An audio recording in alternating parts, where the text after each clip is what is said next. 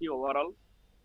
আমরা দেখবো socio technical design বলতে কি বুঝি, এবং আমরা দেখবো যে আমাদের রিয়েল লাইফ প্রবলেম যদি আমরা সলভ করতে চাই, আপনাদের ডিপার্টমেন্টে বিভিন্ন ধরনের যে ইস্যু থাকে, নন কমিউনিকেবল ডিজিজ, সেখানে প্রিভেনশন এবং প্রমোশনাল কাজে আমরা কিভাবে টেকনোলজির হেল্প নিতে পারি।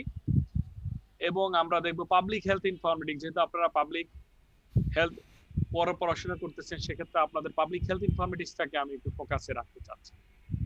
সো প্রথমে যদি আমি আসি আসলে ই হেলথ কি আসলে। আসসালামু আলাইকুম স্যার। ওয়ালাইকুম আসসালাম, কথা শোনা যায় আমার? স্যার শোনা যাচ্ছে স্যার, অনেকে জয়েন করতে পারতেছেন না স্যার, সমস্যার কারণে তো রেকর্ড করে রাখতে বলতেছে স্যার। আমি রেকর্ড কি রেকর্ড, করা যাবে স্যার?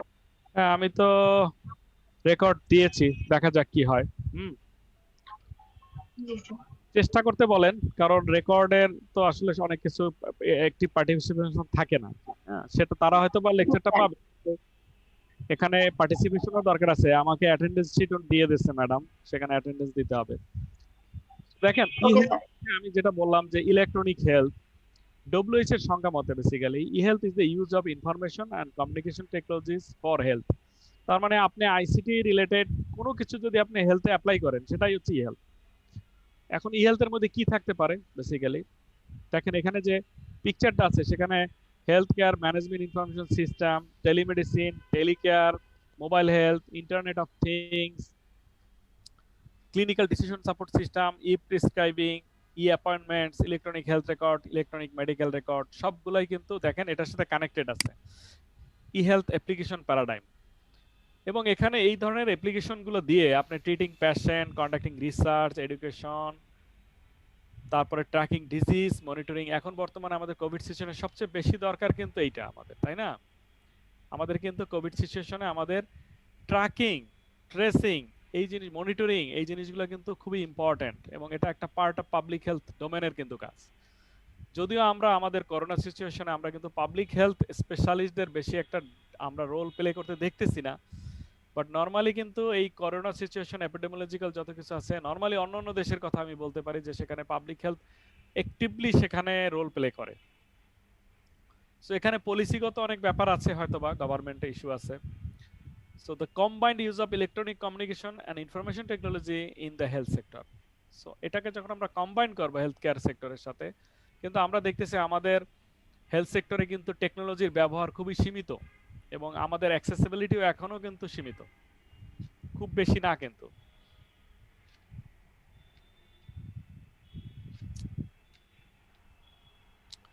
সো আমরা যদি একটু আদার ডেফিনেশনগুলো আমরা দেখি, এটা ডব্লিউএইচও এর ডেফিনেশনটা আমরা দেখলাম যে যখন আইসিটি যখন হেলথ কেয়ার ইউজ করা হবে তখন সেটা ই হেলথ বলে। সো ক্লাউডিয়ার মতে আসলে উনি একজন রিসার্চার এবং হেলথ ইনফরমেটিক্স নিয়ে উনি কাজ করে। So e health encompass a broad range of medical informatics application, either very specified ones as for example the clinical decision support, or in more general terms for example delivering healthcare through the use of information. So এখন আমাদের এখানে যখনই আমরা এটা কাজ করব ই হেলথের, আমরা বেসিক্যালি ডেটা নিয়ে কাজ করব, পেশেন্ট ডেটা। সো পেশেন্ট ডেটাটাকেই আমাদের ফোকাস, কারণ আমাদেরকে ডেটা ড্রিভেন ডিসিশন নিতে হবে। সো ডেটা ড্রিভেন ডিসিশন যখন আমরা যেতে চাবো, তখনই আমাদের পেশেন্টের রেকর্ডটা আমাদের দরকার হবে। সো আমাদের নর্মালি আপনি যদি e-health definition খুঁজেন, 51 definition exists today. The majority definition emphasize as it is communicative functions of e-health. মানে এটা দিয়ে যে একটা টেকনোলজি ব্যবহার করে যে কমিউনিকেশন করা যায় বিভিন্ন ভাবে, সেটা ডক্টর, পেশেন্ট এবং আদার যে প্রোভাইডার আছে হেলথ কেয়ার সেক্টরে, সবার সাথে একটা যে কমিউনিকেশন নেটওয়ার্ক করা, ভার্চুয়ালি এবং ফিজিক্যালি বোথ। তো ইট নট নেসেসারি যে সবসময় ভার্চুয়ালি হবে, ফিজিক্যালি আপনি অনেক সফটওয়্যারের মাধ্যমে কিন্তু ট্রিটমেন্ট করতে পারেন। সো এটাকে নেটওয়ার্ক ডিজিটাল টেকনোলজি বলতে পারেন এটাকে। মেনলি ই হেলথ অ্যাপ্লিকেশন টুডে আর ওয়েব বেসড, বেসিক্যালি এটা ওয়েব বেসড এবং এটা কানেক্টেড থাকে। সো ই হেলথের আসলে 10 একটা আছে, প্রিন্সিপাল আছে, যে 10টা একটা 10টা অর্থ আছে আসলে বেসিক্যালি। যে ই হেলথ এটা একটা আনাদার পার্সপেক্টিভে বলা হয়েছে যে efficiency, e for efficiency leading to reduce cost, আপনি avoiding duplicate or unnecessary intervention. এখন দেখা যায় যে আমাদের দেশে ডুপ্লিকেট ড্রাগ দেওয়া হয়। আপনি হয়তো বা 3জন ডাক্তারের কাছে গেছেন, অনেক ড্রাগ আছে ডুপ্লিকেট আছে, অনেক টেস্ট ডুপ্লিকেট হয় কিন্তু। এটা একদম ফ্রিকোয়েন্ট আমাদের দেশে যে টেস্টটা ফ্রিকোয়েন্টলি আমাদের ডুপ্লিকেশন হয়। সো এভাবে কিন্তু আমরা রিডিউস কস্ট করতে পারি। অনেক সময় আমাদের ড্রাগ মিসইউজ হয়, আমরা যদি সিস্টেম ইউজ করি তাহলে এই এই ধরনের সম্ভাবনা হবে না আর। কেউ এক্সট্রা ড্রাগ নিয়ে যেতে পারবে না, এবং আপনি যদি ড্রাগ নেন তাহলে সেটা রেকর্ড থাকবে। নেক্সট টাইম আপনার সেম ব্যক্তি যখন ড্রাগ আনতে যাবে তখন সে দেখতে পারবে ফিজিশিয়ান যে কার কাছ থেকে নিয়ে আসছে ড্রাগ। সো এটা সম্ভাবনা। এখন বাংলাদেশের যে থানা লেভেলের যে স্বাস্থ্য আছে, হেলথ কমপ্লেক্স আছে, সেখানে কিন্তু অনেক মানুষই যায় ঔষধ নিতে যায় ওখানে, জাস্ট যাই একটু ঔষধ নিয়ে আসি এরকম। এনহ্যান্সিং কোয়ালিটি, আমরা এখানে comparison between providers make it easier to identify best practice. আমরা যদি সফটওয়্যার ইউজ করি আমরা হসপিটালে, তাহলে আমরা কিন্তু অনেক কিছু দেখতে পারবো, কম্পারিজন করতে পারবো, এবং আমরা দেখতে পাবো যে আসলে অন্য হাসপাতালগুলোতে কি অবস্থা, কম্পারিজন করা যাবে। এভিডেন্স বেসড আমরা ট্রিটমেন্ট দিতে পারবো। Empowerment of consumer and patients, এটা আমরা কনজিউমার এবং পেশেন্টকে এম্পাওয়ার করতে পারবো। এনকারেজমেন্ট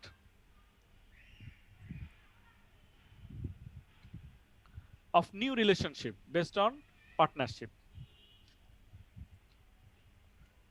6 নাম্বার হচ্ছে education of both clinician and consumer. আমরা এই ই লার্নিং এর মাধ্যমে, ই লার্নিং হচ্ছে ই হেলথের একটা অ্যাপ্লিকেশন, এবং এই লার্নিং এর মাধ্যমে আমরা কিন্তু ভার্চুয়ালি আমরা কিন্তু এই যে এখন বর্তমানে যেটা করতেছি এটা কিন্তু on kind of e learning, মানে আমরা একদম ভার্চুয়ালি কিন্তু আমরা এডুকেশনটা নিচ্ছি।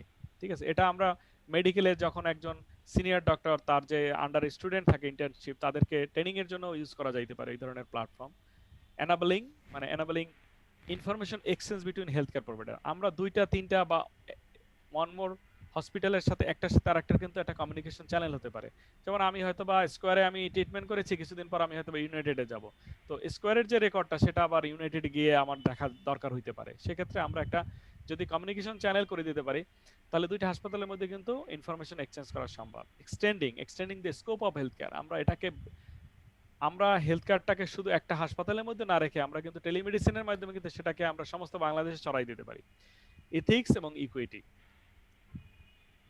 সো আমরা এবার দেখব যে আসলে ডিজিটাল হেলথ কি। আসলে ডিজিটাল হেলথ এটা একটা new phenomena. Last 2 years WHO basically e হেলথের পরিবর্তে বেসিক্যালি এখন ডিজিটাল হেলথকে বেশি ফোকাস দিতে চাচ্ছে, কারণ ই হেলথটা ইলেকট্রনিক যে টেকনোলজি, ইনফরমেশন কমিউনিকেশন টেকনোলজি, সেটা আমরা যখন হেলথ কেয়ার ইউজ করি সেটা ই হেলথ। কিন্তু আমরা শুধু যে ইনফরমেশন টেকনোলজির মাধ্যমে করতেছি, ইনফরমেশন টেকনোলজির বাইরে অন্যান্য ধরনের যে ডিভাইস আছে, আরো অনেক ধরনের ডিভাইস আছে যেগুলো হয়তো বা আইটির ভিতরে পড়ে না, কিন্তু সেটা হেলথ কেয়ার ইউজ হইতেছে। সো সব ধরনের বিষয়গুলো দরকার, মেন্টাল এবং ফিজিক্যাল ওয়েলবিং এর জন্য অনেক ধরনের আছে, সেগুলোকেও অ্যাকচুয়ালি, যেমন অনেক ওয়্যারেবল আছে, ঠিক আছে, ওয়্যারেবল গুলাকে তো আমরা আইটি ডিভাইস বলতে পারি না আসলে বেসিক্যালি। ঠিক আছে, এখন ওয়্যারেবল গুলা বা সেন্সর বেস অনেক কিছু আছে যেগুলো ডিভাইস হিসেবে ইউজ করা হয়, বা ইলেকট্রনিক না হয়ে সেটা অনেক ধরনের বিভিন্ন ফর্মে আমাদের ট্রিটমেন্টটা দিতে হয়। সেক্ষেত্রে এটাকে ব্রডার পার্সপেক্টিভ বেসিক্যালি সবকিছু চিন্তা করে, ওয়েলবিংনেস সবকিছু কনসিডার করে এটাকে এখন ডিজিটাল হেলথেই করা হয়েছে। যে ডিজিটাল হেলথ বলতে এখন সবকিছু চলে আসতেছে, এবং এটাকে digital health is the convergence of digital technologies with health. So এটা ডিজিটাল টেকনোলজির মাধ্যমে ডিজিটাল ট্রান্সফরমেশনকে এখানে বেশি গুরুত্ব দেওয়া হয়েছে। তো সেই কারণে আসলে বেসিক্যালি ই হেলথ এবং ডিজিটাল হেলথ কিন্তু অলমোস্ট কাছাকাছি বিষয়, কিন্তু বর্তমান প্রেক্ষাপটে এটাকে নিউ নেমিং করা হয়েছে, জিনিসটাকে মোর অ্যাপ্রোপ্রিয়েট করার জন্য basically. So the broad scope of digital health includes categories such as mobile health, health information technology, wearable device যেটা আমি বলতেছিলাম, telehealth and telemedicine and personalized medicine, all সেটা include থাকবে। কিন্তু ই-হেলথ or digital health আমরা এটাকে অ্যাকচুয়ালি সিনোনিম আকারেও ব্যবহার করতে পারি অনেক ক্ষেত্রে, অলমোস্ট কাছাকাছি। digital health is also being given special emphasis due to the digital health under digital Bangladesh campaign of the present government. So present government-এর একটা ডিজিটাল হেলথের উপর একটা কিন্তু নির্বাচনে যে ইশতেহার ছিল, এটার একটা এজেন্ডা ছিল, which give special preference to delivery of health services to citizens through ICT. So বাংলাদেশের সবাইকে আসলে বেসিক্যালি স্বাস্থ্যসেবা নিশ্চিতকরণের জন্য এই ডিজিটাল হেলথের আসলে বিকল্প নাই, কারণ আমাদের দেশে এত রিসোর্স কনস্ট্যান্ট। সেক্ষেত্রে প্রত্যেক একদম কমিউনিটি লেভেল থেকে শুরু করে যদি আমি টার্সিয়ারি লেভেলে আমি মেডিকেশনটা আমি প্রপারলি দিতে চাই, তাহলে আমরা এই ডিজিটালি ছাড়া সম্ভব না, কারণ প্রত্যেকটা থানা বা কমিউনিটিতে একজন স্পেশালিস্ট রাখা সম্ভব না, কিন্তু একজন স্পেশালিস্টকে একটা টেলিমেডিসিনের মাধ্যমে কানেক্টিভিটি করা যাইতে পারে।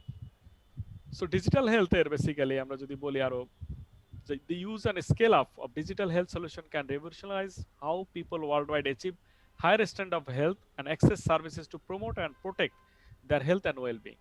এবং আপনাদের এনসিডি তে এটা একটা বিশাল এবং আরসিএসেও যে কোনো একটা অ্যাক্সেসিবিলিটি, যেমন একটা করোনা সিচুয়েশনে আমরা যদি বলি তাহলে আমরা বলতে পারি যে এখন ম্যাটারনাল কেয়ারটা কিন্তু খুবই থ্রেটিং অবস্থায় আছে।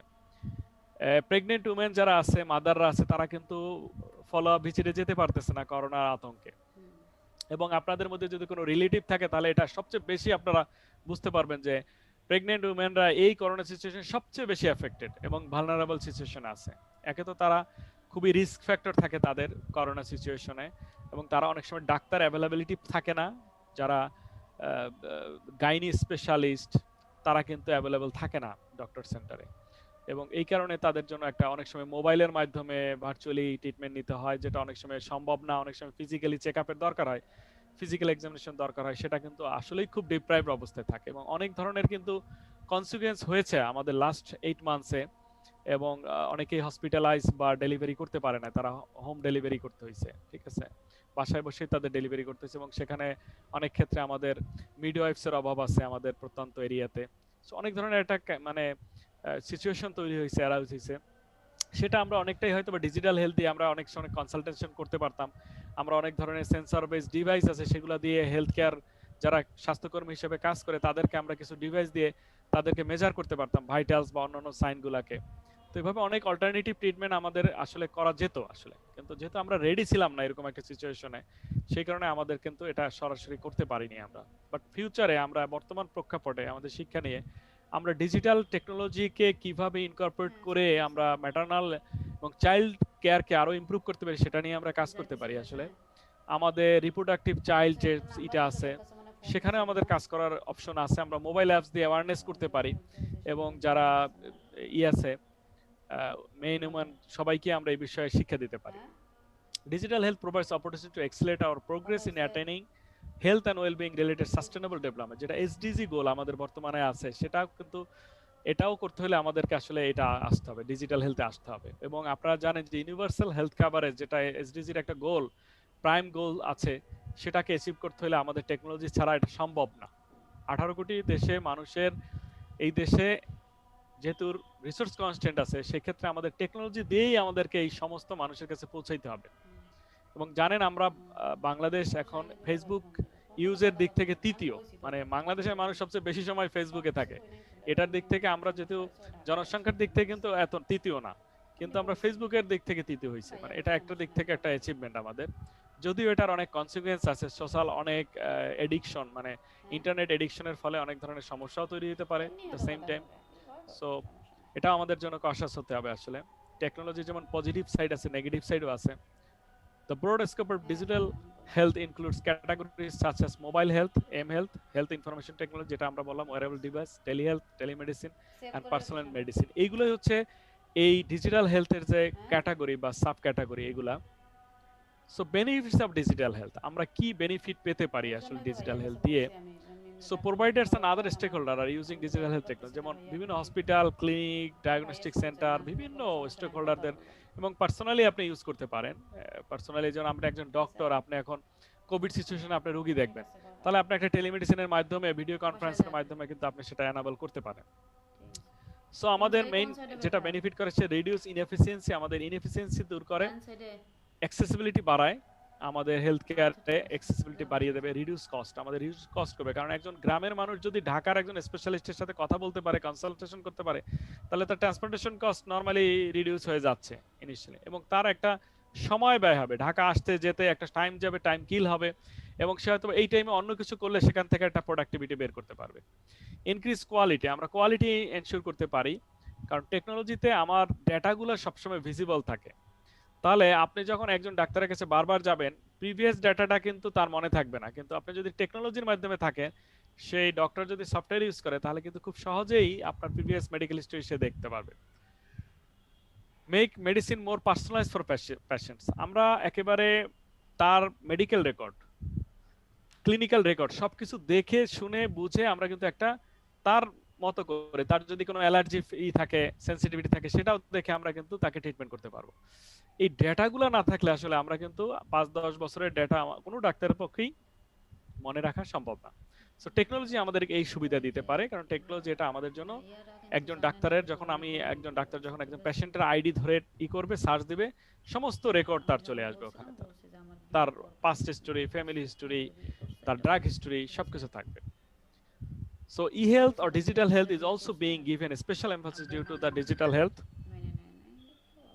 এই যে বাংলাদেশের যে সরকারের এখন ডিজিটাল হেলথ যে ক্যাম্পেইন চলতেছে, তাদের একটা এজেন্ডা ছিল, এই কারণে কিন্তু এটার একটা এমফাসিস আছে। এবং বাংলাদেশে করোনা সিচুয়েশনে আপনারা দেখছেন যে মিনিস্ট্রি অফ হেলথ এর ডিজিএইচ এর ওয়েবসাইটে গেলে আপনারা দেখবেন প্রচুর অ্যাপস এবং সিস্টেম ডেভেলপ হয়েছে। জানি না যতটুকু ডেভেলপ হয়েছে ততটুকু হয়তো ইউটিলাইজেশন নাই, তারপরেও তো ডেভেলপ হয়েছে আসলে। এবং আমাদের দেশে অ্যাওয়ারনেসের অভাব আছে, এবং আপনারা যারা এমপিএসএ পড়তেছেন আপনাদেরকে এটা প্রমোট এবং এই কাজগুলো আপনাদের করতে হবে। আসলে হেলথ প্রমোশনের কাজগুলো আপনাদের দায়িত্ব, যেটা মানুষ জানে না, আসলে অনেকে এটার গুরুত্বও বুঝে না। Digital health policy draft is under development. এখন ডিজিটাল হেলথের একটা ডেভেলপমেন্ট চলতেছে এবং সেখানে হেলথ ইনফরমেটিক্স একটা ভালো রোল প্লে করার জন্য আছে। এবং আমাদের ডিপার্টমেন্টের আমাদের যে ম্যাডাম আছেন, শারমিন ম্যাডাম, উনি কিন্তু এটার সাথে সংশ্লিষ্ট ছিল এবং এটা ড্রাফট অলরেডি করা হয়েছে, হয়তোবা মিনিস্ট্রি এটা অ্যাপ্রুভ করবে খুব শীঘ্রই। সো আমরা এখন একটু যাব যে আসলে আমাদের মানে এই যে টেকনোলজিক্যাল বা বিভিন্ন ধরনের ইন্ডাস্ট্রিয়াল রেভলিউশন হয়েছে, আপনারা সবাই জানেন যে প্রথমে স্টিম ইঞ্জিন আবিষ্কারের সাথে সাথে আমাদের একটা এই পৃথিবীতে একটা বড় ধরনের রেভলিউশন হয়েছিল, ঠিক আছে? যোগাযোগের একটা নতুন দ্বার উন্মোচিত হয়েছিল এবং অনেক ধরনের ডেভেলপমেন্ট হয়েছে। এরপরে আপনার ইলেকট্রিসিটি আবিষ্কারের ফলে আমাদের ইন্ডাস্ট্রিতে অনেক অনেক প্রোডাকশন অনেক গুণ বেড়ে গেছে। এরপর ইলেকট্রনিক, যেটা চিপ আবিষ্কারের ফলে, বিভিন্ন ধরনের চিপ আবিষ্কারের ফলে কিন্তু আমাদের আইটি ইন্ডাস্ট্রিটা অনেক গ্রোথ করছে এবং এটা কিন্তু খুব র্যাপিডলি আমরা কিন্তু 20 to 30 ইয়ার্স এর মধ্যে অনেক অন্য লেভেলে চলে গেছে। এখন যেটা চলতেছে আমাদের সেটা হচ্ছে ফোর্থ ইন্ডাস্ট্রিয়াল রেভলিউশন, এবং ফোর্থ ইন্ডাস্ট্রিয়াল রেভলিউশনে মানে অনেকটা এগিয়ে গেছে। যেটা আমরা তিনটায় পেয়েছি তার থেকে আরো অনেক গুণ আমাদের কিন্তু দ্রুত আমরা বাড়তেছে আমাদের গ্রোথটা। এবং এখানে এই সাইবার ফিজিক্যাল যেটা আছে সিস্টেমগুলো, যেটা artificial intelligence, big data, neural networks, এই ধরনের যে লেটেস্ট টেকনোলজিগুলো দেখেন। আপনার সোফিয়া জানেন, একটা যে রোবট আসছিল বাংলাদেশে, সে মানুষের সাথে কথা বলতে পারে, সে ইন্টারঅ্যাক্ট করতে পারে, ঠিক আছে, অ্যান্সার করতে পারে। সো এইটা হচ্ছে একটা example of fourth industrial revolutions. So আমরা এখন অনেক কিছু চিন্তা করতে পারছি যে রোবট, এবং এখন বিভিন্ন মঙ্গল গ্রহেও কিন্তু রোবট যাচ্ছে, এবং চায়না দেখলাম সেখান থেকে চাঁদ থেকে তারা কিন্তু মাইনিং করে নিয়ে আসছে, কি অদ্ভুত ব্যাপার। এবং এটা সবকিছু হচ্ছে ফোর্থ ইন্ডাস্ট্রিয়াল রেভলিউশনের ফলে সম্ভব হয়েছে। সো ইম্প্যাক্টটা কি বেসিক্যালি আমাদের ফোর্থ ইন্ডাস্ট্রিয়াল রেভলিউশন, আমাদের এই যে মেশিন লার্নিং, আর্টিফিশিয়াল ইন্টেলিজেন্স, তারপর হচ্ছে বিগ ডাটা, রোবোটিক্স, তারপর 3D প্রিন্টিং, এই যে লেটেস্ট টেকনোলজিগুলো আপনারা জানেন অনেকেই, সেগুলোর ফলে কি হয়েছে আসলে বেসিক্যালি আমাদের থট প্রসেস কিন্তু চেঞ্জ হয়ে গেছে। এবং এটার ইম্প্যাক্ট আমি কিছু এক্সাম্পল আপনাদেরকে দিচ্ছি। আপনারা সবাই অনেকেই উবার চলেন, এখন কিন্তু একসময় ছিল অনেকেই ফিল করতো যে আমার একটা গাড়ি কেনা দরকার, এবং গাড়ি না হলে আমি আসলে আমার ইচ্ছা মতো যেতে পারবো না। একটা আমাদের প্রায়ই দরকার হইতো যে ফ্যামিলিতে কোনো একটা কাজে যাব, একসাথে মিলে 3-4 জন, একটা গাড়ি দরকার। রেন্টেকারে অনেকটা ইজি ছিল না, রেন্টেকার অনেক সময় অ্যাভেলেবলিটি ছিল না। কিন্তু এখন দেখেন বাংলাদেশে আপনার যদি কোনো গাড়িও না থাকে, আপনি যে কোনো সময় উবারে কল করে আপনি কিন্তু 5-10 মিনিটের মধ্যে একটা কার আপনি ম্যানেজ করে ফেলতে পারবেন, এবং এটা কিন্তু খুব সাশ্রয়ী, খুব বেশি টাকাও না। সো দেখেন ওয়ার্ল্ডের সবচেয়ে বড় যে ট্যাক্সি কোম্পানি, তাদের কোনো গাড়ি নেই, মানে উবার হচ্ছে সবচেয়ে বড় ট্যাক্সি কোম্পানি, বাট তাদের নিজস্ব কোনো গাড়ি নেই। কি অদ্ভুত ব্যাপার, তাই না? এবং আমরা যারা ইউজার আছি আমাদের কোনো গাড়ি নেই, কিন্তু আমাদের প্রত্যেককে আমরা গাড়ি নিতে পারি আমাদের দৈনন্দিন কাজের জন্য। আমরা চাইলে সবসময় আমরা গাড়ির মাধ্যমে চলাচল করতে পারি, কিন্তু আমাদের কোনো গাড়ি নাই। ইভেন যারা আমাদেরকে সার্ভিসটা প্রোভাইড করতেছে তাদের নিজস্ব গাড়ি নেই। সো আলটিমেটলি দেখেন কিন্তু আমরা সবাই সার্ভিস পাচ্ছি। ফেসবুক, পৃথিবীর সবচেয়ে বেশি কন্টেন্ট তৈরি করে ফেসবুক, বাট তারা কোনো নিজেরা কন্টেন্ট তৈরি করে না, আমাদের কন্টেন্ট দিয়ে তারা বিজনেস করতেছে। আলিবাবা, সবচেয়ে বেশি রিটেল প্রোডাক্ট তাদের আছে, কিন্তু তাদের নিজস্ব কোনো প্রোডাক্ট নেই, বিভিন্ন কোম্পানি তাদের প্ল্যাটফর্মে প্রোডাক্ট বিক্রি করে।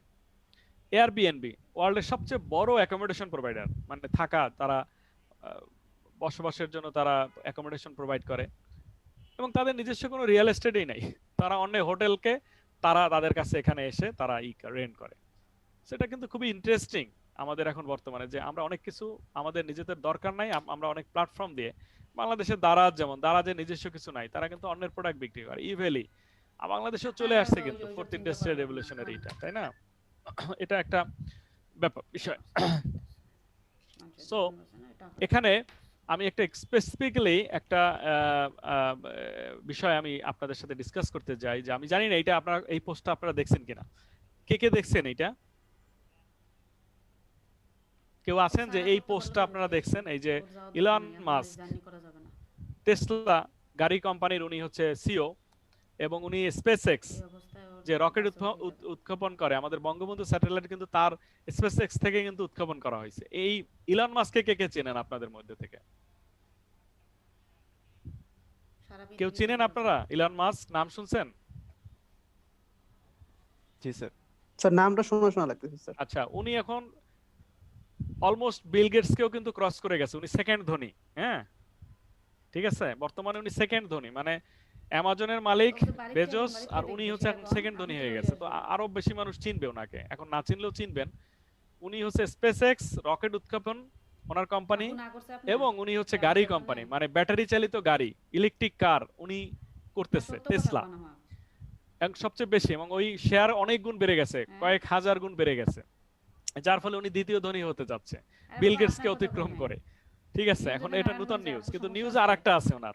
উনি কিছুদিন আগে উনি একটা টুইটারে একটা পোস্ট দিছিল, ঠিক আছে, একটা পোস্ট দিছিল যে I am selling almost all physical possession, এটা উইল কি বলতে ওন চায় নো আপনি? হাউস।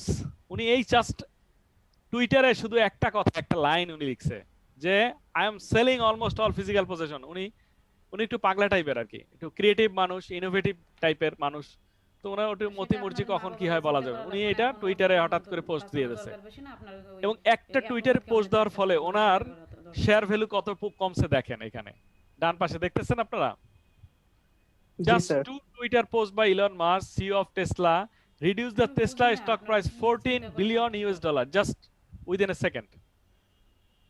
Can you imagine একটা মানুষ একটা বাড়িতে টুইটারে আসবেন পোস্ট কিসে দিবে, করে ফেসবুকে এখন? পোস্ট দিবে, তার জন্য 14 বিলিয়ন ডলার কমে যাবে তার, তাহলে তারপরে সে সেকেন্ড ধনী হচ্ছে আর কি। Very interesting. সো এটা আমি কেন দিলাম, আমি জাস্ট বোঝাতে চেয়েছি যে কি পরিমাণে ইম্প্যাক্ট হইতে পারে একটা না, মানুষের এমনই তার থাকে। যদি আপুর বিজনেস, তার সমস্যা হয় পার্সোনাল বলবেন। লাইফে। ঠিক আছে, অন্য শুধু একটা ব্যবস্থা করবেন। টুইটার অথবা ফেসবুক অথবা লিঙ্কডইনে একটা সিম্পল পোস্ট, এটা শুধু এতে টেস্টার মালিক যে ইলন মাস্কের আপনার ক্ষেত্রে হবে তা বাপ-মা না, হয়ে যদি এখন আপনিও জায়গা যদি না দেন, উল্টাপাল্টা মানুষের কোনো তো পোস্ট জায়গা দিয়ে দিবে। থাকেন ফেসবুকে, তাহলে কিন্তু আপনারও এরকম হইতে পারে। সো এটা একটা আমাদের জন্য লার্নিং, যে আমরা সোশ্যাল মিডিয়াতে বা টেকনোলজির না, মাধ্যমে বাইরে যখন যাওয়ার কিছু তো কোনো করব, অপশন নাই। উই হ্যাভ টু ভেরি ঢাকায় কশাস, কিভাবে রাখবেন সেটা আদারওয়াইজ চিন্তা করেন। এটা বাইরে কিন্তু চিন্তা ডাবল, করেন। দুই পাশে যেমন বাইরে তলোয়ারে যাওয়ার কোনো কাটে, অপশন নাই। এটা কিন্তু আপনাকে কেটে ফেলতে পারে ডাবল সোর্ডের মতো। ঠিক আছে, সো আমাদেরকে খুব কশাস হতে হবে। সো একটা পোস্ট 14 বিলিয়ন ডলার, মানে আপনি যদি টাকা হিসাব করেন এটা আপনার অনেক হিউজ টাকা, তাই না? সো আমরা এখন দেখবো যে হেলথ ইনফরমেটিক্স কি আসলে। বেসিক্যালি আমাদের যে মেইন সাবজেক্টটা ই হেলথ, তো আসলে হেলথ ইনফরমেটিক্স এর একটা পার্ট, সাব টপিক। সো আমরা একটু মূল বিষয়টা জানি। হেলথ ইনফরমেটিক্স এটা 1973 সালে প্রথমে ফ্রান্সে আসলে বেসিক্যালি এটাই হইছে, মানে নামটা হইছে।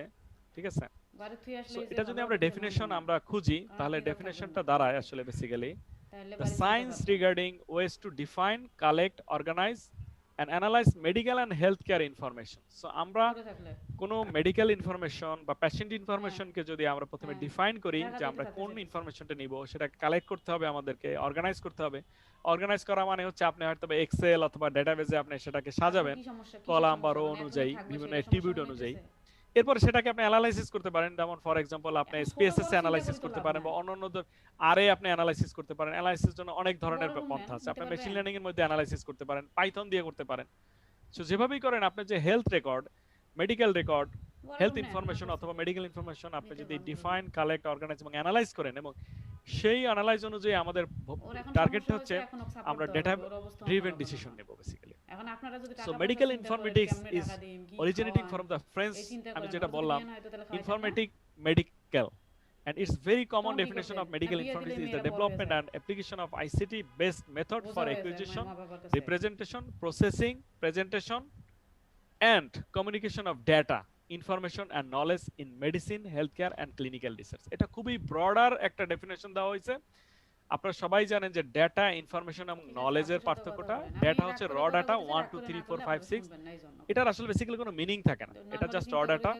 এখানে যখন আমরা কোনো কিছু Normally কনটেক্সট চিন্তা দেই করে সেটা দেখেন, ইনফরমেশন এটা হয়, ছাড়া মিনিং তো দেই উপায় নেই। যখন। মিনিংটা কিভাবে হবে? যেমন এনআইডি। সঠিক সিদ্ধান্ত নেওয়া লাগবে যখনই এখন। আমি এনআইডি জীবনে লিখে জীবনে। 192345 6 বলবো, সবাই বুঝে ফেলবে যে ডাক্তার দেখানো এইটা লাগবে আসলে না। একটা এনআইডি। এতদিন না, এবং এক মাস এইটা আগে যখন আগে আমরা ডাক্তার একটা দেখানো অ্যাপ্লাই উচিত। করব কোথাও, তখন সেটা নলেজ হবে আমাদের জন্য।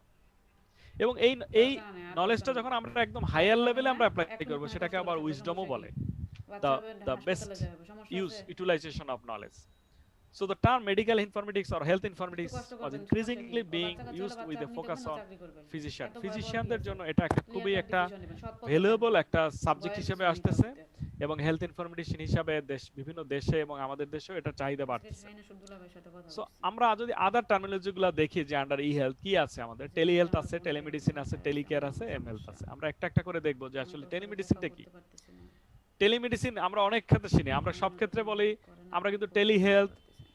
টেলিকেয়ার, টেলিমেডিক্স এটা কিন্তু আলাদা করে আমরা বুঝি না, আমরা সবাই বলি টেলিমেডিসিন হোয়াটএভার। চাচ্ছিলাম যে আমি যাই, কেমন কিন্তু করতেছে, আসলে কি সবকিছুর করবো, মধ্যে কি কিন্তু করবো না, আলাদা আলাদা বুঝতে ই পারছি আছে। না। টেলিহেলথ হচ্ছে একটা ভাইয়া আমব্রেলা বলছে, টার্ম। সমস্যা ই নেই, হেলথের সমস্যা আন্ডারে নেই, টেলিহেলথ, এবং নাম্বার টেলিহেলথের আন্ডারে টেলিমেডিসিন, বলছে টেলিকেয়ার। ভাইয়া কাউকে বললেন সো না, টেলিমেডিসিন বলছে। Mainly is the use of ICT for delivery of health care service. আপনি কোনো একটা ডেলিভারি হেলথ কেয়ার সার্ভিসকে যদি আপনি ডেলিভারি করেন, যেখানে ডিস্টেন্স হচ্ছে ক্রিটিক্যাল ফ্যাক্টর, মানে কোনো রোগী এবং পেশেন্ট এবং ফিজিশিয়ান এই দুইজন রিমোটলি থাকতে হবে, মানে ডিস্টেন্সে থাকতে হবে, তাহলে আমরা সেটাকে টেলিমেডিসিন বলবো। সো এবং এটাকে অবশ্যই ট্রিটমেন্ট দিব আমরা। সো টেলিমেডিসিন ইজ এর হ্যাঁ বলছি। So telemedicine is a rapidly developing application of clinical medicine where medical information is transferred through interactive audiovisual media for the purpose of consultation হতে পারে সেটা, sometimes remote medical procedure or examination or prescription. আপনি একটা remotely connect হয়ে, সেটা audio visual হইতে পারে, video conference থাকতে পারে, নাও থাকতে পারে, বাট অডিও তো থাকতেই হবে, এবং সেখানে আপনি কনসালটেশন করতে পারেন, আবার সেখানে প্রেসক্রিপশন দিতে পারেন রোগীকে।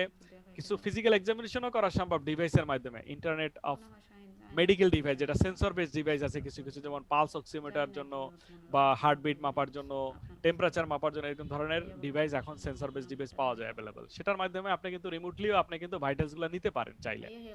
এটা একটা এক্সাম্পল অফ টেলিমেডিসিন। দেখেন এখানে ডক্টর এবং রোগী এবং আরেকজন কনসালটেন্ট ওইখানে কিন্তু দেখা যাচ্ছে। সো এই পাশে কিন্তু একজন রোগী এবং ডাক্তার আছে, ওই পাশে একজন স্পেশালিস্ট আছে, এবং ডাক্তার ওই স্পেশালিস্টের সাথে কনসাল্ট করে এই রোগীকে ট্রিটমেন্ট দিচ্ছে। সো এটা একটা কমন পিকচার টেলিমেডিসিনে। এবার যদি আমরা টেলিহেলথ বলি, telehealth encompasses a broad variety of technologies and techniques to deliver virtual medical health and education service. Telehealth is not a specific service basically like telemedicine. Telemedicine very specific service, but telehealth can be variation of services like আপনি একটা virtual consultation করতে পারেন, সেটা doctor two doctor হইতে পারে, একটা education পারপাসে আপনি করতে পারেন, সেটা পলিসি মেকিং এর ক্ষেত্রে ইউজ করতে পারেন। সো হেলথ কেয়ারের আদার ইউজেস গুলোও কিন্তু এই টেলিহেলথের মাধ্যমে হইতে পারে। সো আমরা যদি এখন এম হেলথ বলি, আসলে আপনারা জানেন যে মোবাইল হেলথের মাধ্যমে বিভিন্ন অ্যাপস এর মাধ্যমে এখন অনেক ধরনের অ্যাপস পাওয়া যায়, lakh lakh apps, medical apps আপনারা খুঁজে পাবেন আপনাদের সাবজেক্ট এনসিডি তে বা আরসিএস এ। আপনারা যদি অ্যাপ স্টোরে গিয়ে দেখেন যে প্রচুর কিন্তু আপনারা অ্যাপস পাবেন বিভিন্ন ধরনের, প্রমোশনালের ক্ষেত্রে, তারপরে আপনার ইসের ক্ষেত্রে, প্রিভেন্টিভ কেয়ারের ক্ষেত্রে আপনারা অনেক পাবেন। এবং আমারও একটা টোবাকো সিচুয়েশনের উপর আমার নিজেরও একটা অ্যাপস আছে অ্যাপ স্টোরে, আপনারা খুঁজে গেলে পাবেন যে বাংলায় একটা অ্যাপস তৈরি করছি আমি টোবাকো সিচুয়েশনের উপরে, টোবাকো ধূমপান আসক্তি বন্ধ করার জন্য আসলে। সো এমএলটা কি? The use of mobile device in collecting aggregate and patient level health data, providing health care information to practitioners, researchers and patients, real-time monitoring of patient vitals and direct provision of care, so via mobile telemedicine basically. So এখন দেখবেন আমাদের দেশে এই Covid সিচুয়েশনে অনেক ধরনের telemedicine সেবা আছে, আমি নাম বলবো না, অনেকগুলা নাম আপনারা জানেন, ঠিক আছে, ডাক্তার বাড়ি, তারপর পালস, এরকম প্রভা হেলথ, এরা কিন্তু অ্যাপস এর মাধ্যমে কিন্তু কনসালটেশন দিচ্ছে। কিন্তু এখন আমরা দেখবো যে সোসিও টেকনিক্যাল ডিজাইনটা কি আসলে। আমাদের যখন একটা সফটওয়্যার আমরা ডেভেলপ করব, কোনো আপনারা ধরেন একটা অ্যাপস তৈরি করবেন, সেই অ্যাপসটা কিরকম হইতে হবে? এখন আমাদের দেশের মানুষ অ্যাপস কেন ইউজ করে না? মিনিস্ট্রি অফ হেলথে 27টা আছে অ্যাপস এবং অ্যাপ্লিকেশন আছে, মানুষ ইউজ করে না কেন? কারণ এইখানে রিসার্চ করা হয় না। এই সিস্টেমটা ডিজাইন করার আগে বাংলাদেশের 18 কোটি মানুষের যে মার্কেট সেগমেন্ট, তাদের চাহিদা কি, তাদের নিড কি, তাদের সবকিছু ভ্যালু, কনটেক্সট, এগুলো কোনো কিছু কালচারাল তাদের যে রিফ্লেকশন, এগুলো করা হয় না এই সিস্টেমের মধ্যে, যার ফলে কি হয়, কনসিডার না করে একটা সিস্টেম যার মনের মতো করে তৈরি করছে, এখন মানুষের এটা ভালো লাগতেছে না। সো এটা প্রত্যেকটা জিনিস ডেভেলপ করার আগে যে সময় দেওয়া দরকার, যে রিসার্চ করা দরকার এবং ইউজারের সাথে যে এঙ্গেজমেন্টটা করা দরকার, সেটা আমাদের দেশে অভাব। মানুষ মনে করে আমি সবকিছু বুঝি, আমার যেটা সিস্টেম আমি করব সেটাই বেশি মানুষ ইউজ করবে। সো এই ধরনের আমাদের মধ্যে কিন্তু কিছু একটা মিসকনসেপশন আছে, সিস্টেম ওভার কনফিডেন্ট বলে যেটাকে, সেটা করা যাবে না। এখানে কগনিটিভ এবং সোশ্যাল সিস্টেম দেখেন, সফটওয়্যার সিস্টেম, হার্ডওয়্যার সিস্টেম, এখানে আমাদেরকে সোসিও টেকনিক্যাল যে গ্যাপ আছে, আমাদের কালচারাল কনটেক্সট বা সোশ্যাল কনটেক্সট, এগুলাকে ইনকর্পোরেট করতে হবে, ইউজারকে ইনভলভ করতে হবে, দেন আমরা সোসিও টেকনিক্যাল সিস্টেম ডিজাইনে আমরা যাব আর কি। সো এটা আমাদের মাথায় রাখতে হবে যে সিস্টেম ডিজাইন করে হুট করে করা যাবে না নিজের মতো করে, ঠিক আছে। এখন আমরা কিভাবে আমরা রিয়েল লাইফ যে প্রবলেমগুলো আছে আমাদের হেলথ সেক্টরে, যেমন আমাদের সমস্যা হচ্ছে যে আমাদের ক্রনিক পেশেন্টের ক্ষেত্রে, বেসিক্যালি ক্রনিক পেশেন্টের ক্ষেত্রে আমাদের আমাদের দরকার যে তার প্রিভিয়াস হিস্টরিটা জানা দরকার আসলে ক্রনিক পেশেন্টের ক্ষেত্রে, যে তার পাস্ট মেডিকেশনটা কি, কন্টিনিউ মেডিকেশনটা কি, এই জিনিসগুলো জানা দরকার, তার টেস্ট রেজাল্টগুলো কি, তার ভাইটালস কি, এগুলো সব ডিটেলস জানা দরকার ক্রনিক পেশেন্টদের জন্য মেইনলি, খুবই খুবই এফেক্টিভ। সো এর জন্য আমাদের ইলেকট্রনিক মেডিকেল রেকর্ড, ইএমআর যেটাকে আমরা বলি, এই ইএমআর এবং ইএচআর দরকার। ইএমআর হচ্ছে যদি একটা সিঙ্গেল হসপিটাল ফ্যাসিলিটির মধ্যে, হেলথ ফ্যাসিলিটির মধ্যে যদি আপনার ইলেকট্রনিক রেকর্ডটা থাকে, তখন আমরা ইএমআর বলবো। আর এটা যদি মাল্টিপল ফ্যাসিলিটিতে, ফর এক্সাম্পল আপনি থানা স্বাস্থ্য কমপ্লেক্সে গেছেন, ওখানে ট্রিটমেন্ট দিচ্ছেন, এরপরে আপনি ডিস্ট্রিক্টে আসছেন, ডিস্ট্রিক্ট হসপিটালে আসছেন, সেখানে আবার ট্রিটমেন্ট করাইছেন, এরপরে আপনি ইসে গেছেন, আপনি টার্সিয়ারি লেভেলে আসছেন, বিভাগীয় যে টার্সিয়ারি লেভেল হসপিটাল সেখানে আসছেন, এরপর স্পেশালাইজড হসপিটালে গেছেন। এই যে সবগুলো হসপিটালে যদি আপনার ইলেকট্রনিক মেডিকেল রেকর্ড থাকে এবং এটা কানেক্টিভিটি থাকে একটার সাথে আরেকটা, তখন আমরা সেই ইএমআর কে আমরা ইএচআর বলি, মানে শেয়ার হেলথ রেকর্ড। এটাকে বলা হয় শেয়ার হেলথ রেকর্ড, মানে আপনার রেকর্ডটা সব জায়গা থেকে অ্যাক্সেস করা যাবে। এবং এইটা বাংলাদেশে এখনো নাই, কিন্তু এটা নিয়ে চেষ্টা করা হচ্ছে। আমি বিজিবিতে 5টা হাসপাতালের মধ্যে একটা ডিজিটালাইজেশন প্রজেক্ট হচ্ছে, সেটাকে আমি কনসালটেন্ট হিসেবে কাজ করতেছি বর্তমানে। এবং মিনিস্ট্রি অফ হেলথ 25টা বোধহয় হাসপাতাল এখন পাইলট প্রজেক্ট করতেছে, আর্মি, সিএমএস তারা করতেছে এখন বর্তমানে এই শেয়ার হেলথ রেকর্ডের কাজ। ভবিষ্যতে আমাদের এই দিকে যাচ্ছি আমরা আসলে। এখন আমি এক্সাম্পল দেখাবো যে ইলেকট্রনিক মেডিকেল রেকর্ড, এটা একটা ধরেন 20 বা 25 ইয়ার্স বিফোর এটা এরকম একটা সাদামাটা একটা ডিজাইন ছিল। এটা একটা স্যাম্পল যেখানে ল্যাব রিপোর্ট আছে, দেখেন রেফারেল কোথায় আছে, অ্যালার্জি কোথায়, সিডিএসএস অ্যালার্ট, এখানে সামনে ডান পাশে ওভারভিউ আছে, মেডিকেশন সামারিটা আছে নিচে, এবং মাঝখানে দেখেন এখানে অনেকগুলো ট্যাব আছে, মানে বাটন আছে, এবং এখানে এক একটা মডিউল আপনি ঢুকতে পারবেন এখানে এই বাটনে ক্লিক করে। সো আপনার যেখানে যেখানে মডিউল লাগবে সেই মডিউলে আপনি ক্লিক করবেন, সেখানে কাজ করবেন, এবং ওভারঅল একটা পেশেন্টের ইনফরমেশনটা আপনি উপরে দেখতে পাচ্ছেন একদম। তার ডেমোগ্রাফিক ইনফরমেশন আছে এখানে, তার নাম কি, তার অ্যাড্রেস কি, এবং এখানে দেখেন তার পেশেন্টের ব্যালেন্স কত, অ্যাকাউন্ট ব্যালেন্স কত আছে, সবকিছু দেখাচ্ছে। ল্যাবের কি আসতেছে, এখানে প্রবলেম লিস্ট আছে, তার কি প্রবলেম, ডায়াবেটিক মেলিশিয়াস আছে তার, ঠিক আছে, কফ ভেরিয়েন্ট অ্যাজমা আছে তার, এবং রিস্ক লেভেল 2 রিস্ক লেভেলটাও আছে। সো এভাবে একটা পেশেন্টের আমি এ টু জেড কিন্তু আমি একটা ওভারভিউ, আমি একটা গ্লান্স আমি পেয়ে যাচ্ছি। সো এটা একটা ইএমআর এর একটা আসলে বেসিক্যালি একটা একটা ইন্টারফেস। এটা অনেক আগের এবং এটা হচ্ছে লেটেস্ট এপিক কেয়ার।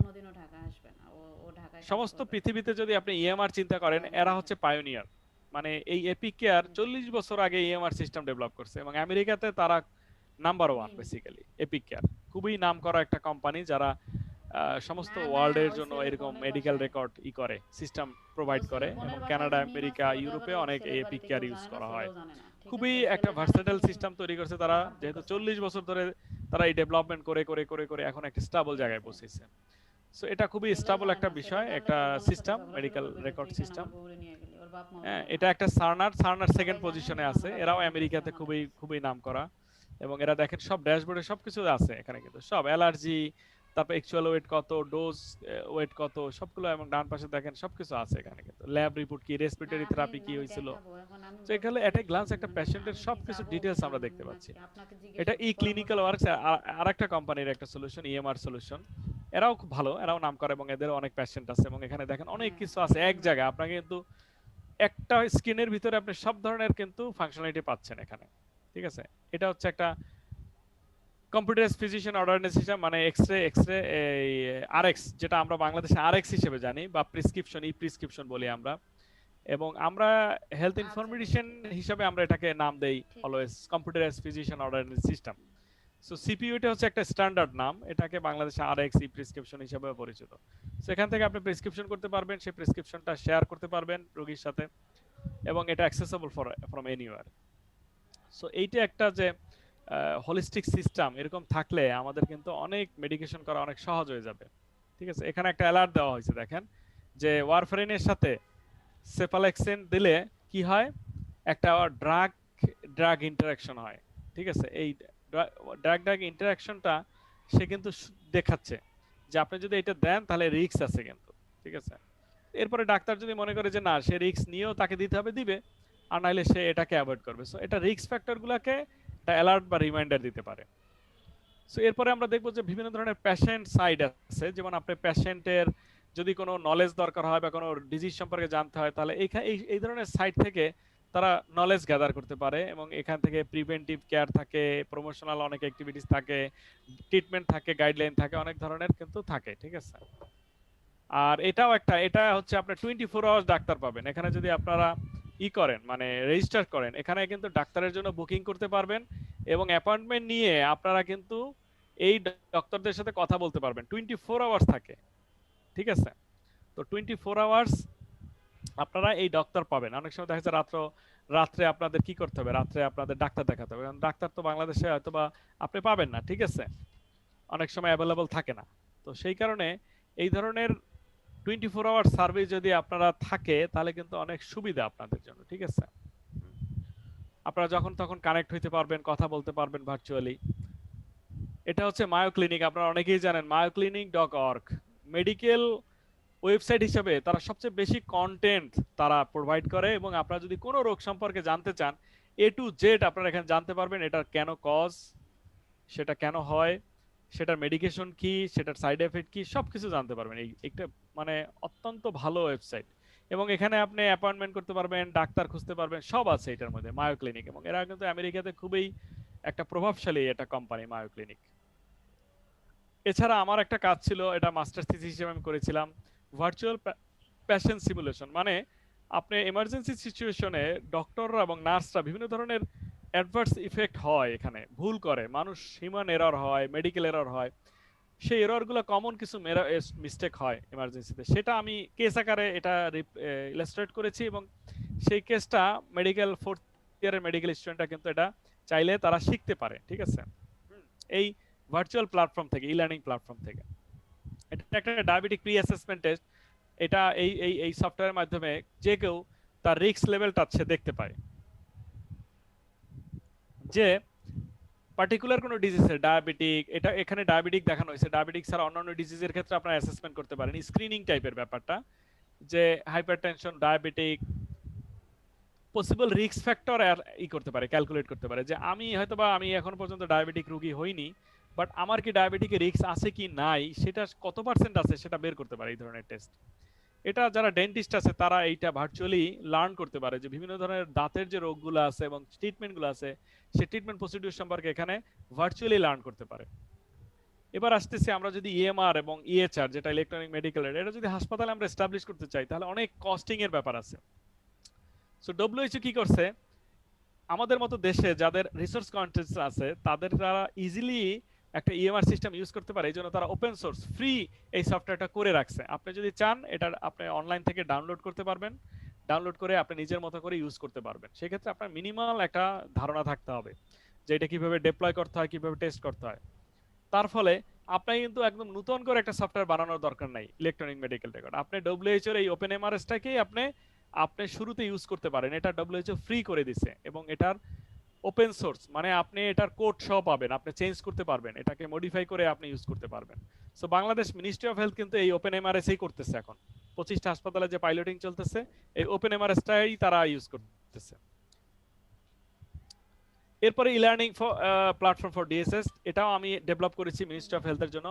এটা আইসিডিডির একটা প্রজেক্ট ছিল, আমাকে কনসালটেন্ট হিসেবে নেওয়া হয়েছিল, এবং সেখানে বাংলাদেশে আপনারা জানেন যে বাংলাদেশের ই লার্নিং এই যে ডিএসএস 2 আছে, সেটা এটা হচ্ছে ডিস্ট্রিক্ট হেলথ ইনফরমেশন সিস্টেম, যার মাধ্যমে সমস্ত হাসপাতাল থেকে ministry of health medical record সংগ্রহ করে, বিভিন্ন হেলথ ইন্ডিকেটর নেয় তারা, ডাটা এন্ট্রি নেয় এবং সেরপর অ্যানালাইজ করে। আপনারা যদি ডিজিএইচ এর ওয়েবসাইটে যান, আপনারা কিন্তু ডিএসএস 2 থেকে সমস্ত বাংলাদেশের হাসপাতালগুলোর কি অবস্থা, কতজন রোগী আছে, মর্টালিটি রেট কি, সবকিছু বের করতে পারবেন এই ডিএসএস 2 এর মাধ্যমে। সমস্ত ডাটা তারা কালেক্ট করে। আপনারা অনেকেই এখানে জানার কথা ডিএসএস 2 সম্পর্কে। কেউ কি জানেন ডিএসএস 2 সম্পর্কে? কেউ কি আছেন আপনাদের মধ্যে, স্টুডেন্টদের মধ্যে কেউ ডিএসএস 2 এর কথা শুনেছেন বা আপনারা জানেন? ডিস্ট্রিক্ট হেলথ ইনফরমেশন সিস্টেম, এটা প্রথমে কেনিয়াতে হয়েছিল, এরপরে এখন ডব্লিউএইচও কত 100 কতটা দেশে, 100 বোধহয় 82 বা 85 কান্ট্রিতে এটা চলতেছে। বাংলাদেশ হচ্ছে সবচেয়ে লার্জেস্ট ইমপ্লিমেন্টার অফ ডিএসএস 2। তার মানে আমরা এটা খুব সাকসেসফুলি করেছি ডিএসএস 2, এবং এইটা শেখানোর জন্য যারা হেলথ ম্যানেজার আছে বা হেলথ কর্মী আছে বাংলাদেশ মিনিস্ট্রি অফ হেলথের আন্ডারে, তারা যেন শিখতে পারে। কারণ সবসময় শিখতে হলে তারা ঢাকা আসতো, এখন সবসময় ঢাকা আসা কিন্তু সম্ভব হয় না মানে এমপ্লয়ীদের, এটা খুব সমস্যা। এই জন্য মিনিস্ট্রি অফ হেলথ একটা প্রজেক্ট করছে, এটা ইউরোপিয়ান ইউনিয়নের প্রজেক্ট ছিল বেসিক্যালি, আইসিডিডিআরবি ছিল একটা পার্টনার, আমি ছিলাম কনসালটেন্ট। সো তাদের জন্য একটা সফটওয়্যার তৈরি করেছে যে তারা যেন অনলাইনে শিখতে পারে, এটা অনলাইনে শিখতে পারে, পরীক্ষা দিতে পারে এবং সার্টিফিকেট পাবে সেটার পরিবর্তে। এবার আমরা কিছু অ্যাপস নিয়ে আলোচনা করব, মোবাইল অ্যাপস, যেটা আপনাদের সাবজেক্ট আমার মনে হয় ফিজিবল। সেটা হচ্ছে যে মায়া আপা, এটার নাম শুনছেন বোধহয়। এটা ম্যাটারনাল বিভিন্ন ধরনের ইস্যু এবং ফিমেলদের বিভিন্ন ধরনের যে কনসালটেশন দরকার, অ্যানোনিমাসলি তারা এই অ্যাপস দিয়ে তারা স্বাস্থ্য সেবা নিতে পারবে, কনসালটেশন নিতে পারবে। এতে তাদের কোনো পরিচয় প্রকাশিত থাকবে না, পরিচয় অপ্রকাশিত রেখে, অ্যানোনিমাস রেখে তারা কি করতে পারবে, তারা ডক্টরের সাথে কথা বলতে পারবে এবং তাদের সমস্যাগুলো বলতে পারবে। কারণ এমনিই ফিমেলরা খুব শাই ফিল করে তাদের প্রবলেমগুলো ডাক্তারদের সাথে গিয়ে কনসাল্ট করতে। সে কারণে ব্র্যাক এবং মিনিস্ট্রি অফ হেলথ এটা একটা প্রজেক্ট নিছে, এটা মামা ইনিশিয়েটিভ হিসেবে এই কাজটা করছে, এবং এটা খুবই একটা এফেক্টিভ সলিউশন মায়া আপা, এবং ফিমেলদের বিভিন্ন সমস্যাগুলা কোয়ারি করতে পারবে। ঠিক আছে, এরপরে ডিমস এর কথা আমার মনে হয় বলার অপেক্ষা রাখে না, আপনাদের প্রত্যেকেরই বোধহয় মোবাইলের ভিতরে এই অ্যাপসটা আছে। কারণ কোনো ড্রাগ খাওয়ার আগে আপনারা কি করেন, ডিআইএমএস এ গিয়ে সার্চ করেন সেটার অ্যাডভার্স ইফেক্ট কি, কন্ট্রাইন্ডিকেশন কি, এগুলো সব দেখেন, তাই না? আমার মনে হয় আপনাদের মেজরিটির এই অ্যাপসটা আছে ডিআইএমএস, ঠিক কিনা বলেন? জি স্যার। এটা একটা খুবই এফেক্টিভ,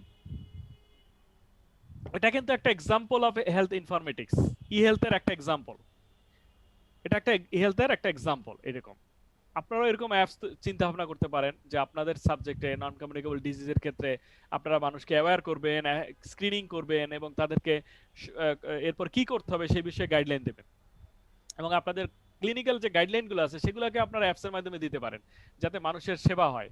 কারো যদি কোনো হাইপারটেনশন বা কোনো ডায়াবেটিক্স বা এরকম কোনো ক্যান্সার হয়, তাহলে কি করা দরকার, কোথায় যাবে, কি করবে না করবে, সব অ্যাসেসমেন্টগুলো আপনারা এরকম অ্যাপস তৈরি করতে পারেন আপনারাও কিন্তু। ঠিক আছে, এটা খুবই কম্প্রিহেনসিভ এবং এটা খুবই এফেক্টিভ একটা অ্যাপস হিসেবে এখন বর্তমানে চলতেছে। এখানে অনেক আপনি ব্র্যান্ড নেম পাবেন, জেনেরিক নেম পাবেন, ড্রাগের কি অবস্থা, এবং আমাদের প্রতিনিয়ত আমাদের ইউজ করতে হচ্ছে এটা। কিন্তু কোভিড-19 এর জন্য ডিএসএস 2 একাডেমি একটা করোনার জন্য এই একটা অ্যাপস তৈরি করছে ট্র্যাকিং করার জন্য। বেসিক্যালি এটা কোভিড ট্র্যাকার, দেখেন কোভিড ট্র্যাকার, এটা আপনারাও এই লিংকে গিয়ে দেখতে পাবেন কি অবস্থা, এখানে গেলে সব দেখতে পাবেন একদম কারেন্ট সিচুয়েশন। আপনজন, এটা হচ্ছে প্রেগন্যান্ট উম্যান, আপনাদের একদম আমি বলবো সাবজেক্টের সাথে মিল, যারা আরসিএস ডিপার্টমেন্টে আছেন বা এনসিডিতে আছেন, বোথ আপনাদের জন্য এটা দরকার। ঠিক আছে, যে ম্যাটারনাল এবং child health is a big concern in Bangladesh, it is a big initiative to serve expecting mother, যারা এক্সপেক্টিং মাদার থেকে শুরু করে বা বেবি বর্ন হওয়ার পরে এই যে টোটাল যে একটা কেয়ার প্রসেসটা, এটা কি, এইগুলা কিভাবে করবে একটা মা, তার যদি হেল্প লাগে, সব ধরনের এই অ্যাপসের মাধ্যমে, আপনজনের মাধ্যমে হয়। এটা একটা মামা ইনিশিয়েটিভ, এটা গভর্নমেন্টের প্রজেক্ট, এবং এটার মাধ্যমে কিন্তু বেশ ভালোই করতে হয়। কারণ অনেকেই জানে না বেবিকে কয়টা টিকা দিতে হবে, কখন দিতে হবে। ঠিক আছে, এবং প্রেগন্যান্সি পিরিয়ডে কি খেতে হবে, কি খেতে হবে না, এইগুলো কিন্তু অনেক ধরনের কিন্তু ইস্যু আছে যেটা আমরা অনেকেই জানি না, আমাদের অনেক শিক্ষিত মানুষও জানে না। সো এই ধরনের অ্যাপস কিন্তু অনেক ধরনের হেল্প করতে পারে, এবং আপনারাও কিন্তু আপনাদের সাবজেক্টে আপনাদের কোনো যদি স্পেসিফিক কোনো থট থাকে, সেই থটগুলোকে আপনারা এভাবে অ্যাপসের মাধ্যমে কিন্তু করা সম্ভব। এই জন্য আপনাদেরকে অ্যাপস ডেভেলপ করতে হবে না, আপনি কনসেপ্টটা দিবেন, কোনো একজন ডেভেলপারকে হায়ার করে আপনি তৈরি করতে পারবেন। বেবি টিকা, আপনারা এটা হয়তো বা জানেন, এখানে যদি কোনো মাদার থাকেন কোনো চাইল্ডের, তারা জানেন যে এভাবে বেবি টিকাতে আপনি যদি টিকার পুরো জিনিসটা আপনি শিডিউল করে রাখেন, আপনাকে অ্যালার্ট দিবে যে আগামীকাল আপনার টিকা দেওয়ার সময়, তো আপনি ভুলে গেলেও সে অ্যালার্ট করে দেবে। ঠিক আছে, এটা খুব ভালো অ্যাপস, এটা ফ্রি অ্যাপস, বেবি টিকা এটার নাম। স্বাস্থ্য বাতায়ন আপনারা জানেন সবাই, 16263 তে ফোন দিলে আপনি সবসময় 24 আওয়ার স্বাস্থ্য সেবা পাবেন, এবং করোনাকালীন সময়ে মিনিস্ট্রি অফ হেলথের যদি বলার মতো কিছু থাকে তাহলে এই একটা অ্যাপ্লিকেশন আছে যে বলতে পারবে যে এটা সাকসেসফুল হয়েছে। এবং এই অ্যাপস এর মাধ্যমে লক্ষ লক্ষ মানুষ কিন্তু নিছে, মানে কনসালটেশন নিছে এই করোনার সময়। এর আগে হয়তো বা কম ফোন আসতো, বাট এখন খুব হাই হয়, এবং এটা একটা সাকসেসফুল। এটা 24 আওয়ার্স। আপনারা জানি না আপনারা কখনো কল দিয়েছেন কিনা, সো এটা কিন্তু 24 আওয়ার্স আপনার সার্ভিস থাকে। স্যার, জি, স্যার মামা ইনিশিয়েটিভ যেটা বললেন এটা কি অ্যাপস? Apps, mobile apps. এটাতে কি এটা অ্যাপস না, এই যে এইটা কিন্তু অ্যাপস, এইটা অ্যাপস, তারপরে এগুলো অ্যাপস, স্যার এগুলো ওটাতে কি অ্যাপস, আমরা 24 আওয়ার্স হেল্প পাবো? এইটা হলো অ্যাপস। আপনি এটা সবসময় আপনি পাবেন, ঠিক আছে? এখানে আপনারা আপনজন, গেলে অ্যাপসটার নাম কি আপনজন? আপনজন, আপনজন, আপনারা আপনজন জানেন, এটা গভর্নমেন্টের এখন এটা একটা সাকসেসফুল প্রজেক্ট, ঠিক আছে? জি মায়া আপাও পাবেন, মায়া আপাও পাবেন। জি বেবি টিকা তো কিছু নাই, আপনি শুধু এই শিডিউল করে রাখবেন আপনার বেবির ইমিউনাইজেশনের পুরো প্রোগ্রামটা। সে ওই টাইম হইলে, ধরেন আপনার ডেট হইলে ডেটের আগে একদিন আপনাকে অ্যালার্ট করবে যে আপনার আগামীকাল 10টার সময় আপনার ভ্যাকসিন দিতে যেতে হবে, এরকম একটা অ্যালার্ট দিবে। তাহলে আপনি ভুলে যাবেন না আর কি আপনার বেবির টিকা দেওয়াটা। আর এটা তো phone call, basically telemedicine service. এটা অ্যাপস না, এটা সরাসরি আপনি ফোন করতে পারবেন যে কোনো মোবাইল নাম্বার বা যে কোনো টিএনটি থেকে। ডক্টরেলা এটা একটা, আপনারা জানেন ডক্টরেলা একটা বাংলাদেশের ডক্টরের ডেটাবেস ছিল এবং এখান থেকে কানেক্ট হওয়া যাইতো, কিন্তু এখন অ্যাভেলেবল নাই। যে কোনো একটা লিগ্যাল কারণে তারা আপাতত বিজনেসটা স্টপ করছে। বাট এদের অনেক ডাক্তার ছিল, কিন্তু রেজিস্টার্ড ডাক্তার ছিল, এবং একটা বড় ইনিশিয়েটিভ করছিল বাংলাদেশে। এখন আমরা আসবো যে পাবলিক হেলথ ইনফরমেটিক্স নিয়ে, যেহেতু আপনারা পাবলিক হেলথের উপর পড়াশোনা করেন। পাবলিক হেলথের ভিতরে সবচেয়ে যে ফোকাস সিস্টেম সেটা হচ্ছে হেলথ সার্ভেলেন্স সিস্টেম, ঠিক আছে? হ্যাঁ, এটা হচ্ছে public health surveillance is the continuous systematic collection, analysis and interpretation of health related data needed for planning, implementation and evaluation of public health practice। তার মানে আপনারা কি সার্ভেলেন্স সিস্টেম সম্পর্কে শুনছেন কিনা এর আগে? পাবলিক হেলথ সার্ভেলেন্স সিস্টেম হচ্ছে বিভিন্ন ডিজিজ স্পেসিফিক ডেটা কালেকশন করা, মানে কন্টিনিউয়াস আপনার ডেটা ফিল্ড থেকে এই পার্টিকুলার ডিজিজে কতজন লোক সাফারিং করতেছে, কত লোক মারা গেছে, এটা যদি প্রতিদিন আপনি যদি কালেক্ট করেন এবং সেই অনুযায়ী আপনি যদি ডেটা জেনারেট করেন, সেটা হচ্ছে সার্ভেলেন্স। এটা বিভিন্ন ডিজিজ স্পেসিফিক হতে পারে। আমি যতদূর জানি যে মিজলস এর উপর এটা ছিল একটা সিটি কর্পোরেশন আন্ডারে একটা ট্র্যাকিং সিস্টেম ছিল, সার্ভেলেন্স সিস্টেম ছিল। তারপরে হয়তো অন্যান্য ছিল, এখন করোনার জন্য আছে সার্ভেলেন্স সিস্টেম, ঠিক আছে? যে কতজন লোক মারা যাইতেছে, কিভাবে হইতে, এটা কিন্তু এটা পাবলিক হেলথ সার্ভেলেন্স সিস্টেমের মাধ্যমে হচ্ছে, ঠিক আছে? এখন এটা কি করতে পারে? সার্ভেলেন্স সিস্টেমটা serve as an early warning system for impending public health emergencies. আপনার বিভিন্ন ধরনের আর্লি ওয়ার্নিং দিতে পারে, কোনো একটা রোগ হবে তার আগেই সবাইকে একটা ওয়ার্নিং দিতে পারবে। So the impact of an intervention of or track progress towards specific goals. আপনি বাংলাদেশ পার্টিকুলার ডিজিজে কতটা গোল অ্যাচিভ করছে সেটা বোঝা যাবে মর্টালিটি এবং মরবিডিটি রেট দেখে, যে কি অবস্থা এখন বর্তমান situation. Monitor and clarify the epidemiology of health problems to allow priorities to be set and to inform public health policy and strategies। এখন two types of public health surveillance system আছে, basically passive surveillance আর হচ্ছে active surveillance. এখন passive কোনটা?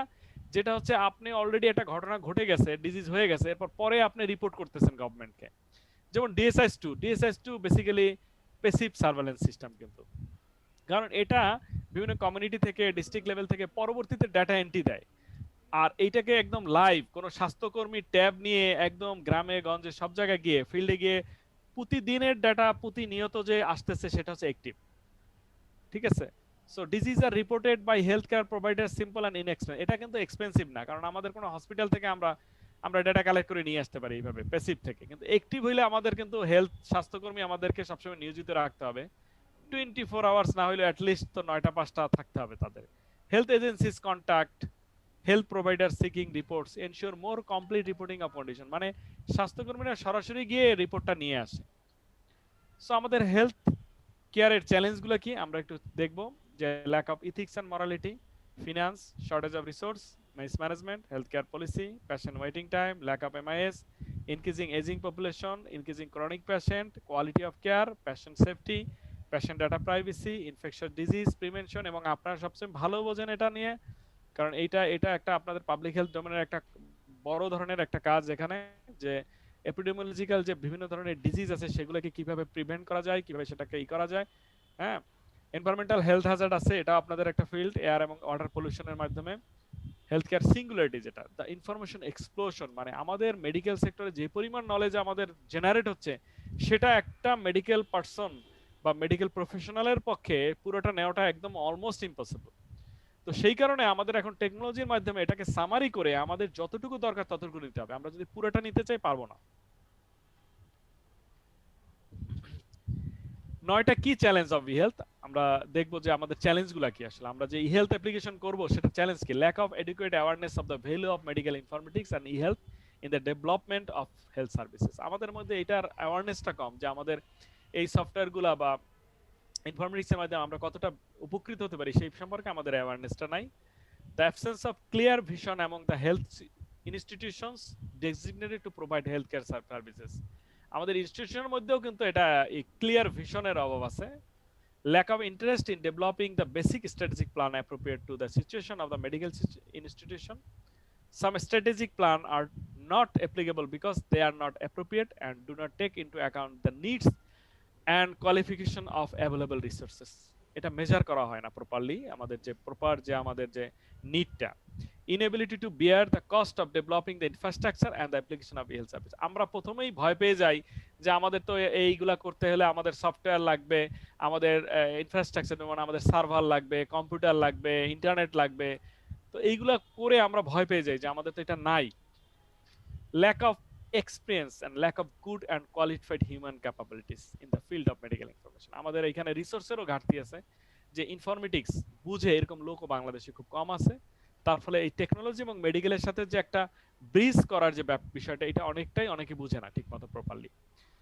weak infrastructure including the rehabilitation of human cadres, medical and non-medical, to deal with the concept of e-health and provision of services.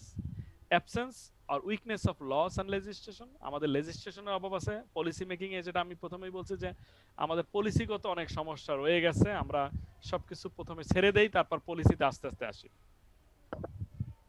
Regarding the provision of e-health services, এটা আমাদের একটা আছে, marginalizing the role of private sector and private medical institution. আমাদের private সেক্টরটার রোলটাকে আমরা খুব বেশি করি না, আমরা সেটা একটা সমস্যা, মার্জিনালাইজিং করি। Poor level of cooperation and linkage between different health sector. আমাদের এই যে কমিউনিকেশনটা বা কোঅর্ডিনেশনটা আমাদের এত পুয়ার, এবং এটা করোনা সিচুয়েশন আপনারা দেখেছেন যে আমাদের মেডিকেল মিনিস্ট্রি অফ হেলথ কিন্তু একটা টোটালি ফেল করছে এই কমিউনিকেশনের জায়গাটায়। কোঅর্ডিনেশন অন্যান্য মন্ত্রণালয়ের সাথে যে সমন্বয় দরকার ছিল সেটা হয়নি।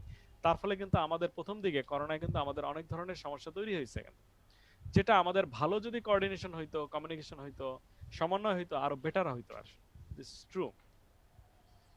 Solving the puzzle, e-health versus health informatics. Basically health informatics is a broader term, এবং এই broader term এর মধ্যে e-health is a মানে প্র্যাকটিক্যাল অ্যাপ্লিকেশনের জায়গাটা হচ্ছে e-health আসলে। So in general e-health is the application of health informatics methods and models, whereas health informatics in its essence deals with health information, data, knowledge, its storage, retrieval and optimum use for problem solving and decision making. So আমাদের e-healthটা basically practical অ্যাপ্লিকেশনগুলো, software বা m-health বলেন, telemedicine বলেন, এইগুলা। আর ইনফরমেটিক্সটা basically focus on data analysis and to make better decision from data. So ডেটার উপরে অ্যানালাইসিস করে আমরা যে একটা ভালো ডিসিশন নেব, সেটাই আসলে হেলথ ইনফরমেটিক্স বেশি ফোকাস থাকে।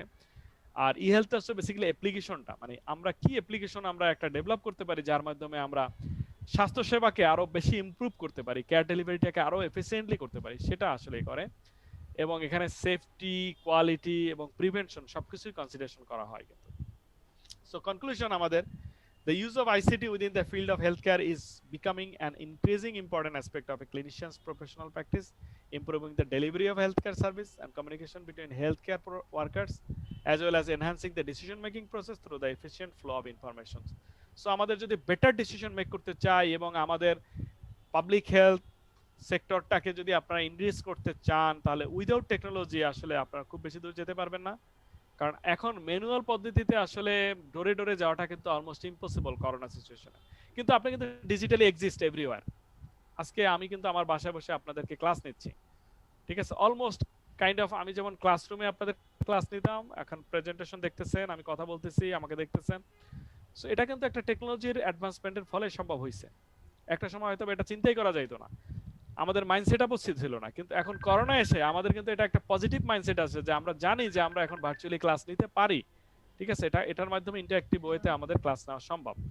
সো ডিপার্টমেন্ট ওয়াইজ কিছু ওপেন ডিসকাশন আমরা করতে পারি যে আপনাদের যে আরসিএস, এনসিডি এবং কমিউনিটি মেডিসিনে আপনাদের কোনো স্পেসিফিক কোনো থট আছে যে আপনারা যে ফিল্ডে কাজ করেন সেখানে কোনো প্রবলেমকে আমরা আইসিটি দিয়ে, টেকনোলজি দিয়ে বা ই-হেলথ সলিউশন দিয়ে আমরা সলিউশন করতে পারি কিনা, এরকম কোনো স্পেসিফিক প্রবলেম কেউ কি শেয়ার করবেন কিনা সেক্ষেত্রে?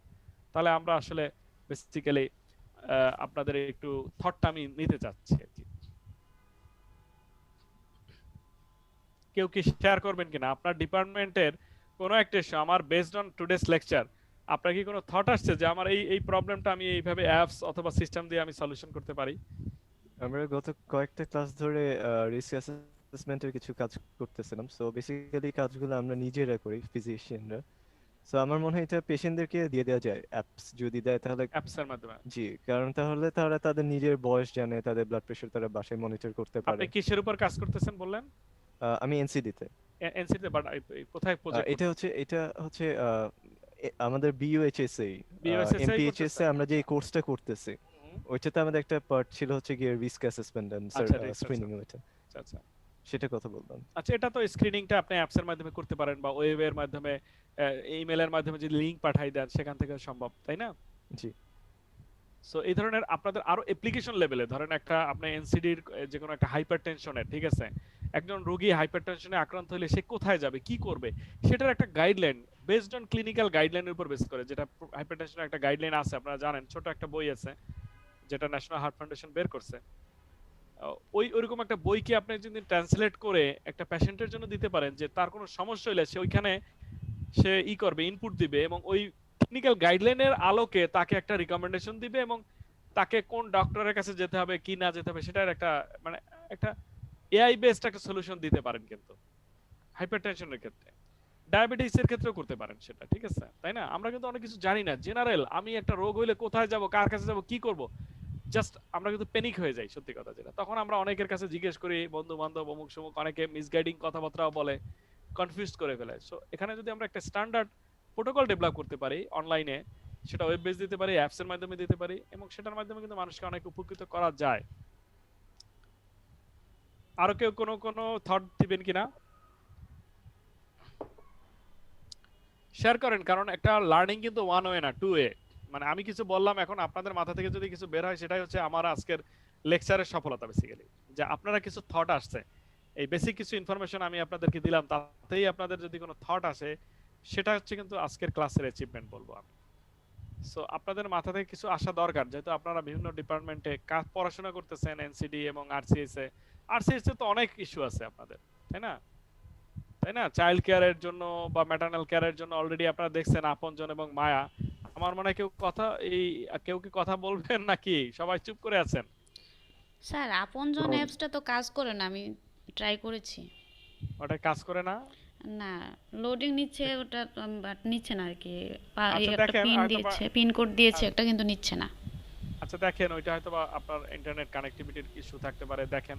কিন্তু এটা তো আমি জানি অ্যাক্টিভ আছে সোফার, আপনজন এবং ইটা মানে ওই মায়া আপা, এই দুইটা তো গভর্নমেন্ট। মায়া আপাটা কাজ করে, আপনজনটা কাজ করছে না। আচ্ছা, এখন জানি না, এখন রিসেন্টলি হয়তো বা সার্ভার ডাউন হয়ে যেতে পারে, টেকনিক্যাল ইস্যু থাকতে পারে, ঠিক আছে। বাট এই ধরনের আপনারা, এটা তো একটা লেভেল আছে, এটাকে নেক্সট লেভেলে আপনাদের চিন্তা করতে হবে এই সাবজেক্টে, ঠিক আছে, যে আপনি কিভাবে একটা প্রপোজ করতে পারেন একটু ডিফারেন্ট টাইপের একটা নতুন আইডিয়া নিয়ে, যেটা মানুষ অনেক উপকৃত হবে, মানুষের কাজে লাগবে। সেই ধরনের অনেক আরসিএস, আমার এনসিডি তে তো আমি মনে করি যে 50-60টা আইডিয়া আপনাদের মাথায় চলে আসার কথা, ঠিক আছে, আপনাদের যে সাবজেক্ট ম্যাটার রিলেটেড। সেখানে অ্যাপস হইতে পারে, সলিউশন হইতে পারে, ঠিক আছে। স্যার ফিজিওথেরাপি রিলেটেড কিছু করা যেতে পারে স্যার, যেমন হচ্ছে মাসকুলোস্কেলেটাল পেইন গুলা যারা হচ্ছে বাসায় বসে স্যার কিছু অ্যাপস এর মাধ্যমে করা যেতে পারে স্যার। হ্যাঁ, আপনি কিছু ডায়াগ্রাম করে আপনি সিম্বল করে দিয়ে দিলেন, ড্র করে, কোনো আর্টিস্ট দিয়ে ড্র করে আপনি ওইগুলা দেখালেন যে হাত কিভাবে করে, ঠিক আছে, এভাবে করে, ঠিক আছে। তখন ওইটা এবং ভিডিও দেখাইতে পারেন, কিছু স্কেচ করে তারপর আবার ভিডিও দিয়ে আপনি দেখাইতে পারেন যে স্টেপগুলা কি। হ্যাঁ, এগুলা সম্ভব। আসলে আপনাকে আসলে নিজেকে প্রথমে বিলিভ করতে হবে যেটা সম্ভব। জি স্যার, এক্স্যাক্টলি। এবং তারপরে আপনার এটা প্রপার, যদি আপনাদের কোনো হেল্প লাগে বা আপনাদের কনসেপ্ট আছে কিন্তু কনসেপ্টটাকে কিভাবে ট্রান্সফর্ম ইনটু রিয়ালিটি, তাহলে আমার সাথে কন্টাক্ট করতে পারেন। আমার ফোন নাম্বার এবং ইমেল অ্যাড্রেস আছে আপনাদের। Thank you sir, thank you so much sir. তো আপনাদের আইডিয়াকে মিলিয়ে মানে অনলাইন অ্যাপ দিয়ে বা অ্যাপ বেস কোনো টেকনোলজি দিয়ে আমরা যে ভিজুয়াল অ্যাকুইটিটা মেজার করি হুম, অপথলমোলজিস্টের কাছে গিয়ে, এটা আই থিংক হ্যাঁ বাসা থেকেও করা যেতে পারে। হ্যাঁ, এই যে জোড়া যেতে পারে, এইটাই একটা আপনার থট আসছে। এখন এটাকে আর একটু বসে একটু ব্রেনস্টর্মিং করে এটাকে আরো সলিড, মানে এক্সিস্টিং যে নলেজ আছে সেটার সাথে আপনি যদি লিংক করে বা বিভিন্ন রিসার্চ আউটকামস থেকে আপনি যদি মেজার করে, অনেক ধরনের আউটকামস হয়তো আপনি এই টপিকের উপর অলরেডি পাবলিকেশন আছে, আপনি দেখেন যে এই পাবলিকেশনের আউটকামসটা কি আছে, সেখান থেকে আপনি কিছু থট পাবেন, আপনার নিজস্ব থট মিলিয়ে আপনি একটা কনসেপ্ট দাঁড়া করলেন, সেখান থেকে আপনি একটা স্কেচ করলেন, এবং এরপরে আমরা যারা কাজ করি এই ফিল্ডে অনেক বছর, আমাদের সাথে একটু ডিসকাস করে এটাকে আরো একটু সলিড নেওয়া যেতে পারে। এরপরে আপনি এটাকে কোনো অ্যাস বা যেভাবে যে মডেলে আপনি পারবেন সেই মডেলে আপনি যেতে পারেন, খুব ইজিলি পারেন এটা।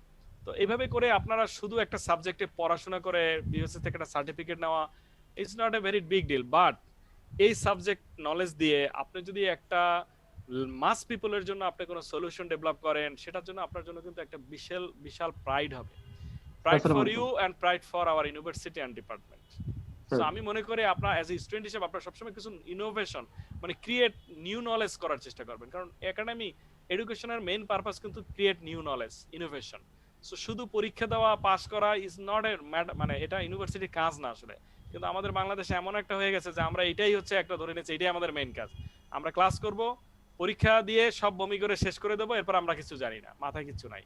স্যার একটা কিছু করা যেতে পারে স্যার, ভাস স্কোর, ভিজুয়াল অ্যানালাইজিং স্কেল হুম, স্যার, সেটা যদি একটা পেশেন্টের যদি আমরা সেট করে দেওয়া যেতে পারে যে অমুক একটা 0 থেকে 4 এর ভিতরে গেলে যে হ্যাঁ ওই উনি তার কন্ডিশনটা বা তার সাইন বা সিমটম গুলো ওটার ভিতরে ঢুকাই দিলে হ্যাঁ তার হ্যাঁ একটা অবস্থা কি হ্যাঁ, পরবর্তী সে খারাপের দিকে যাচ্ছে কিনা তার রিস্ক কি অবস্থা। অ্যাসেসমেন্ট, রিস্ক অ্যাসেসমেন্ট জি করা স্যার, যাবে। জি স্যার, এটা করা যেতে পারে স্যার।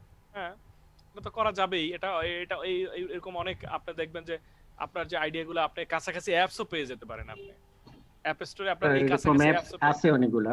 এই যে সেটাই বললাম যে আপনি তো এখন এমন ওই একটা মানে আমি ফিফথ ইয়ারে যখন থাকি, তো ফিফথ ইয়ারে ছিলাম তখন একটা আহ, একটা মেডিকেল কি সায়েন্টিফিক ফেয়ার হওয়ার কথা ছিল, মেডিকেল একটা মেলা হওয়ার কথা ছিল, সেটা হয় নাই।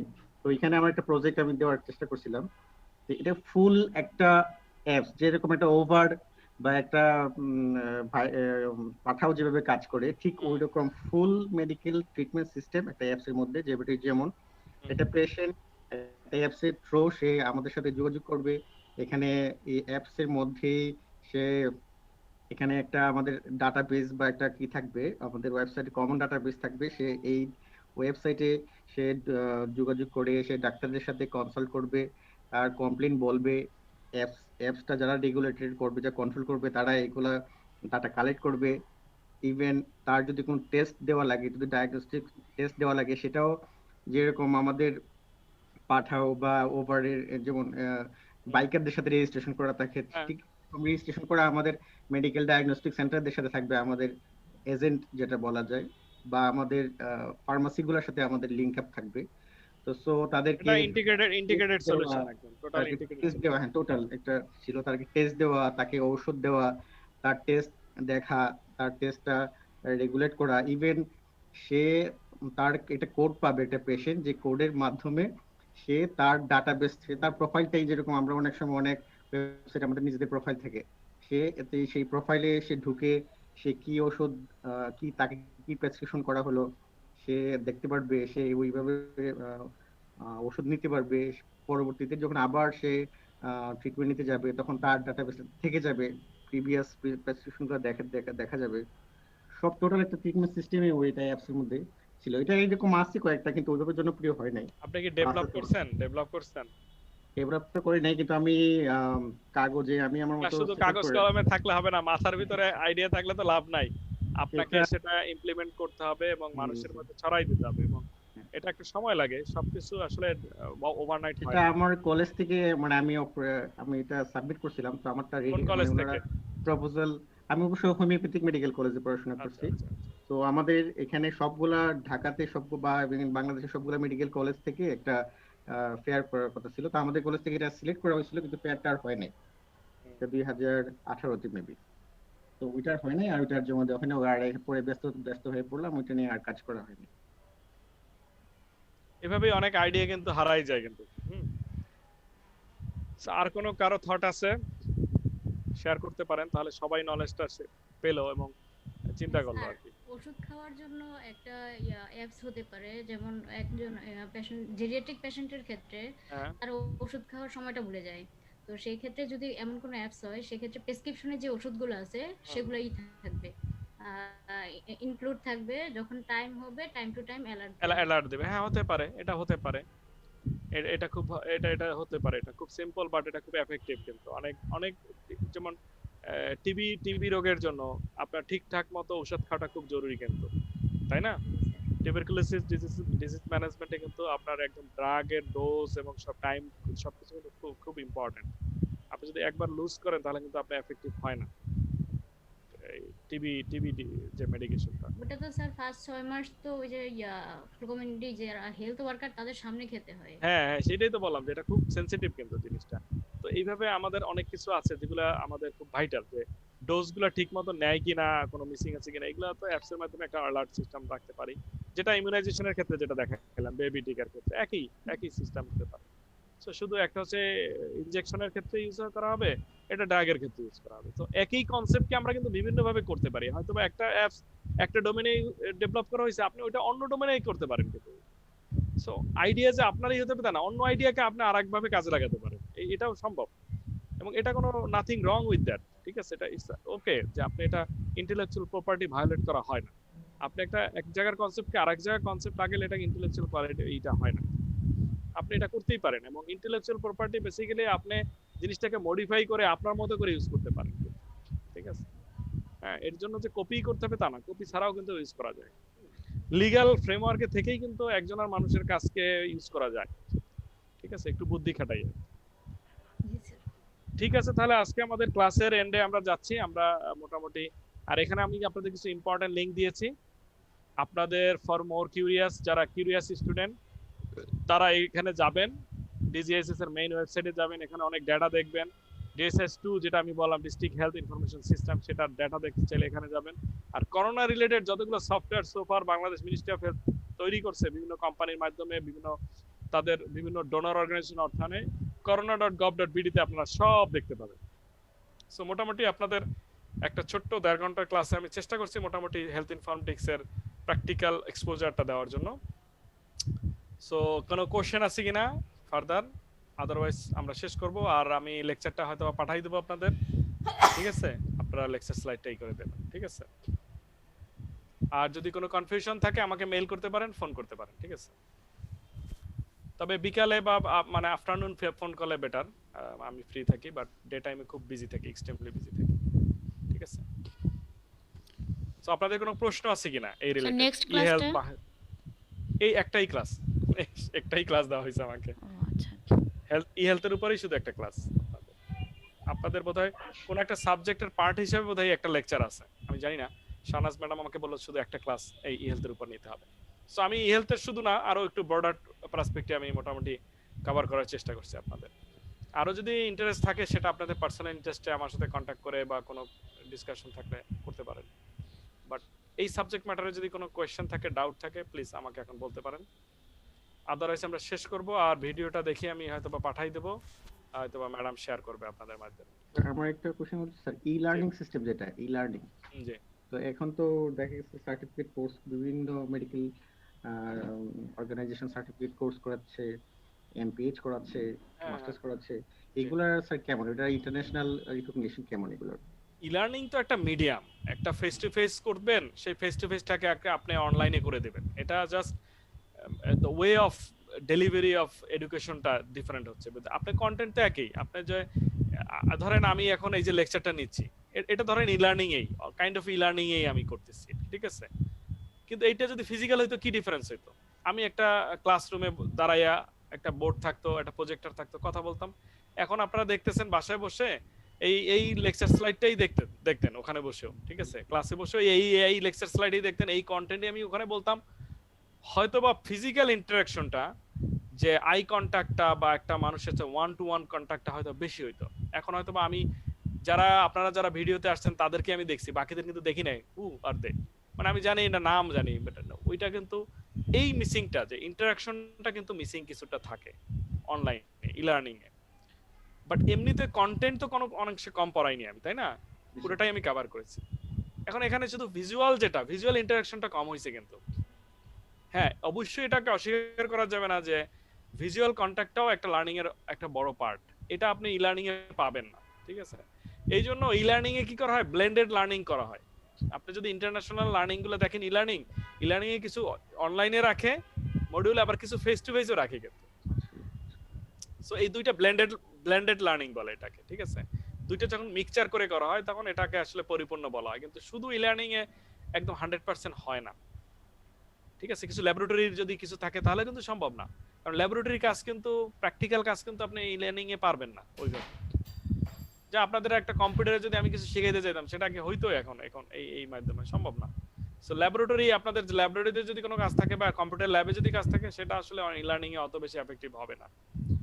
হ্যাঁ, বাট রিগার্ডলেস ইভেন তো এটা হচ্ছে একটা মানে আমরা যেহেতু ফেস টু ফেস করতে পারি না, যখন একটা অবস্টাকল থাকে ফেস টু ফেসে যাওয়াটা, যেমন অনেক মেডিকেল প্রফেশনালরা তারা ফিজিক্যালি 4-5 দিন ক্লাস করতে পারে না, কিন্তু অনলাইনে করতে পারে হয়তো রাতে ক্লাস হইলে বা শুক্র শনিবার ক্লাস হইলে।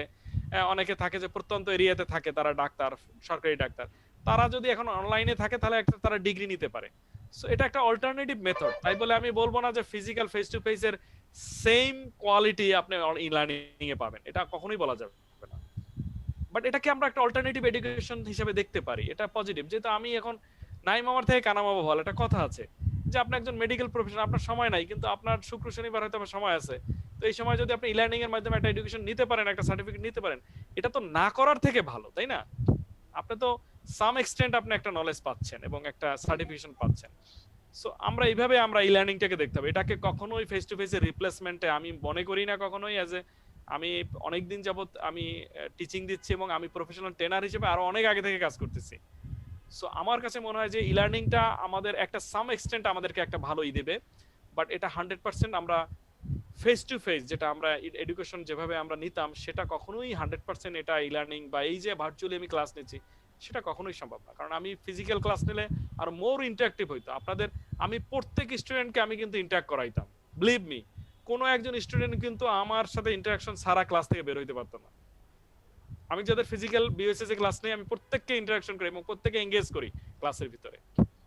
বাট এখানে কিন্তু আমি পারি নাই, দুই একজন আপনারা ভলান্টিয়ারলি আসছেন, দ্যাটস ওকে, আমার কিন্তু কিছু করে না। আমি রিকোয়েস্ট করতেছি আপনাদের কিছু প্রশ্ন করেন, কিছু ইন্টারাকশন করেন, আপনার সাবজেক্ট ওয়াইজে আপনি বলেন, কিছু রিলেট করেন, আপনি না করলে কিছু করার নাই আমার, তাই না? এখানে কিন্তু কোনোই নাই, কিন্তু ওখানে ক্লাসে বসলে কিন্তু আমি বলতাম যে প্লিজ, হয়তো আপনার কাউকে সামনে নিয়ে বলতাম আপনি বলেন, আপনার শেয়ার করেন, আপনার এনসিডি তে আপনার কি আছে, কোনো একটা প্রবলেম বলেন, ওই প্রবলেম থেকে আরেকজনকে বলতাম এটার সলিউশন বলেন, এভাবে ইন্টারাকশনটা হইতো, তাই না? এখানে তো ওইভাবে সম্ভব না আসলে, তাই না? ওইভাবে সম্ভব না। সো আপনার ই লার্নিং এ আসলে অনেক ক্ষেত্রে আমি বলবো যে এটা পজিটিভলি নিতে হবে সোফার। এখন করোনা সিচুয়েশন তো অফকোর্স, কারণ ফিজিক্যালি গেলে আপনার করোনা হওয়ার সম্ভাবনা আছে, সেক্ষেত্রে আপনি ভার্চুয়ালি গিয়ে যে লার্নিংটা পাচ্ছেন এখানে ঘরে বসে ঘুমাই থাকার থেকে অনেক বেটার যে আপনি ক্লাস করতেছেন, আপনি একটা একাডেমিক ইসের ভিতরে আছেন, প্রসেসের মধ্যে আছেন। একটা বছর মানুষ যদি ঘরে বসে পড়ে থাকে তাহলে কিন্তু হি উইল বি মানে একদম total out of the box চলে যাবে কিন্তু। সো আমরা এই যে ভার্চুয়ালি যে এডুকেশনটা নিচ্ছি, ই লার্নিং আমাদেরকে আরো বেশি করতে পারে। যেমন আপনারা অনেকেই হয়তো বা কোর্সেরাতে কোর্স করছেন, তাই না? বিভিন্ন, আমি জন হপকিন্সে একটা কোর্স করছি এই করোনার জন্য এপিডেমিওলজির উপরে, খুবই ভালো লাগছে কোর্সটা করে, আমি অনেক নলেজ পাইছি, আমি এপিডেমিওলজিকার অনেক কনসেপ্ট আমি কিন্তু ওখান থেকে পেয়েছি। এটা আমার জন্য একটা ভালো, তাই না? হ্যাঁ, আমার জন্য অনেক ভালো না যে আমি জন হপকিন্সের মতো ইউনিভার্সিটি থেকে আমি তাদের একজন প্রফেসরের কাছ থেকে আমি একটা টিচিং পাইছি, তাই না? সেটা তো আমি পাইতাম না যদি ই লার্নিং না থাকতো। আমি কি কখনো সেটা হয়তো আল্লাহই জানে যে আমি জন হপকিন্সে গিয়ে পিএইচডি করতে পারবো কিনা, অনলি গড নোস, তাই না? বাট আমি তো ভার্চুয়ালি আমি ই লার্নিংটা তো পাচ্ছি এখন তাদের থেকে, তাই না? আপনি চাইলেও আপনারা পারবেন। হার্ভার্ডে অনেক কোর্স আছে, জন হপকিন্সে আছে, অনেক আছে, মানে ফ্রি কোর্স আপনার ফ্রি দিচ্ছে। তো এটা একটা পজিটিভ আমাদের নিতে হবে, বাট এটাকে কখনোই ফেস টু ফেস এটাকে কাছে নেওয়া যাবে না, এটাকে সেম লেভেলে রাখা যাবে না।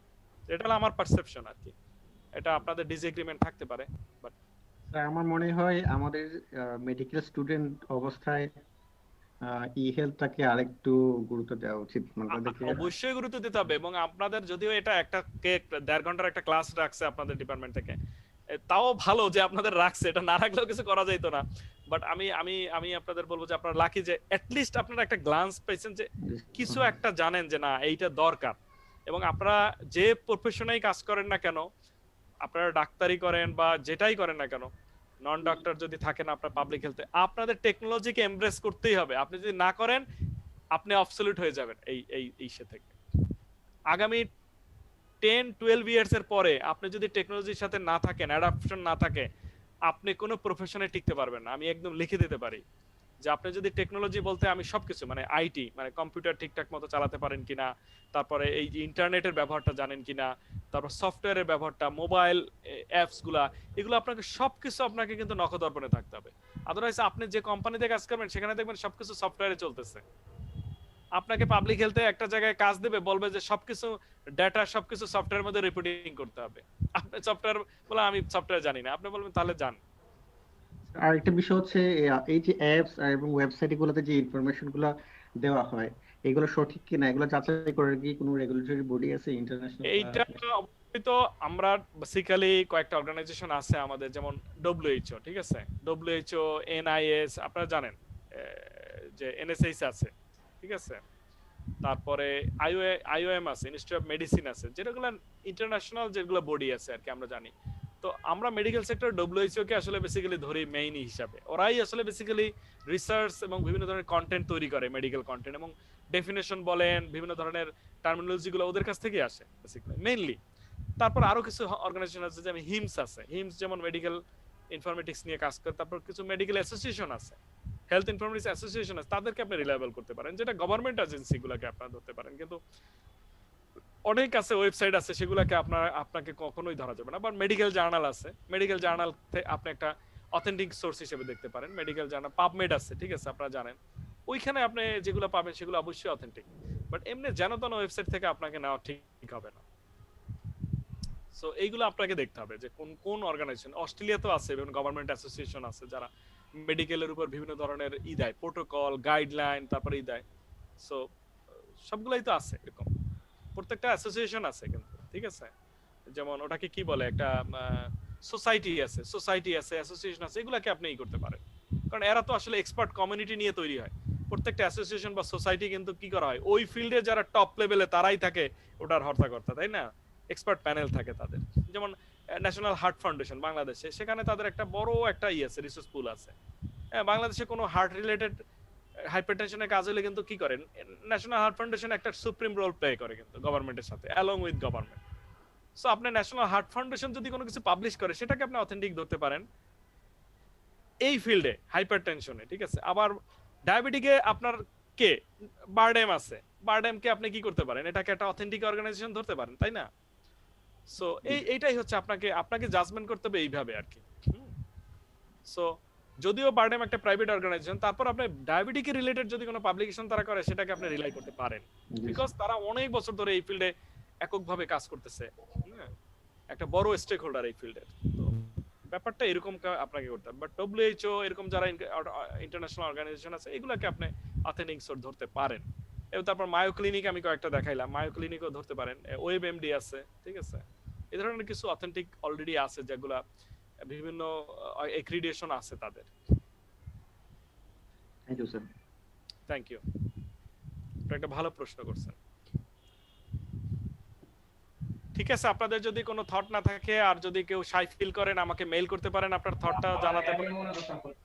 সেই বিষয়ে যদি আপনার কোনো গাইডলাইন দরকার হয়, কোনো সাজেশন দরকার হয়, অ্যাডভাইস দরকার হয়, প্লিজ আপনারা যদি শাই ফিল করলে হবে না, আপনাদের নলেজটাকে রেক্টিফাই করতে চান আমার সাথে শেয়ার করতে পারেন। You are always welcome. So সবার জন্য good luck for the exam. আমি জানি না আপনাদের এক্সাম কবে হবে, বাট আপনাদের এক্সামে হয়তো বা এরকম একটা হয়তো বা প্রশ্ন এখান থেকে থাকবে আমার ধারণা আর কি, ঠিক আছে। থ্যাংক ইউ সবাইকে, ভালো থাকবেন সবাই, ঠিক আছে। ধন্যবাদ। আসসালামু আলাইকুম। ধন্যবাদ। আসসালামু আলাইকুম।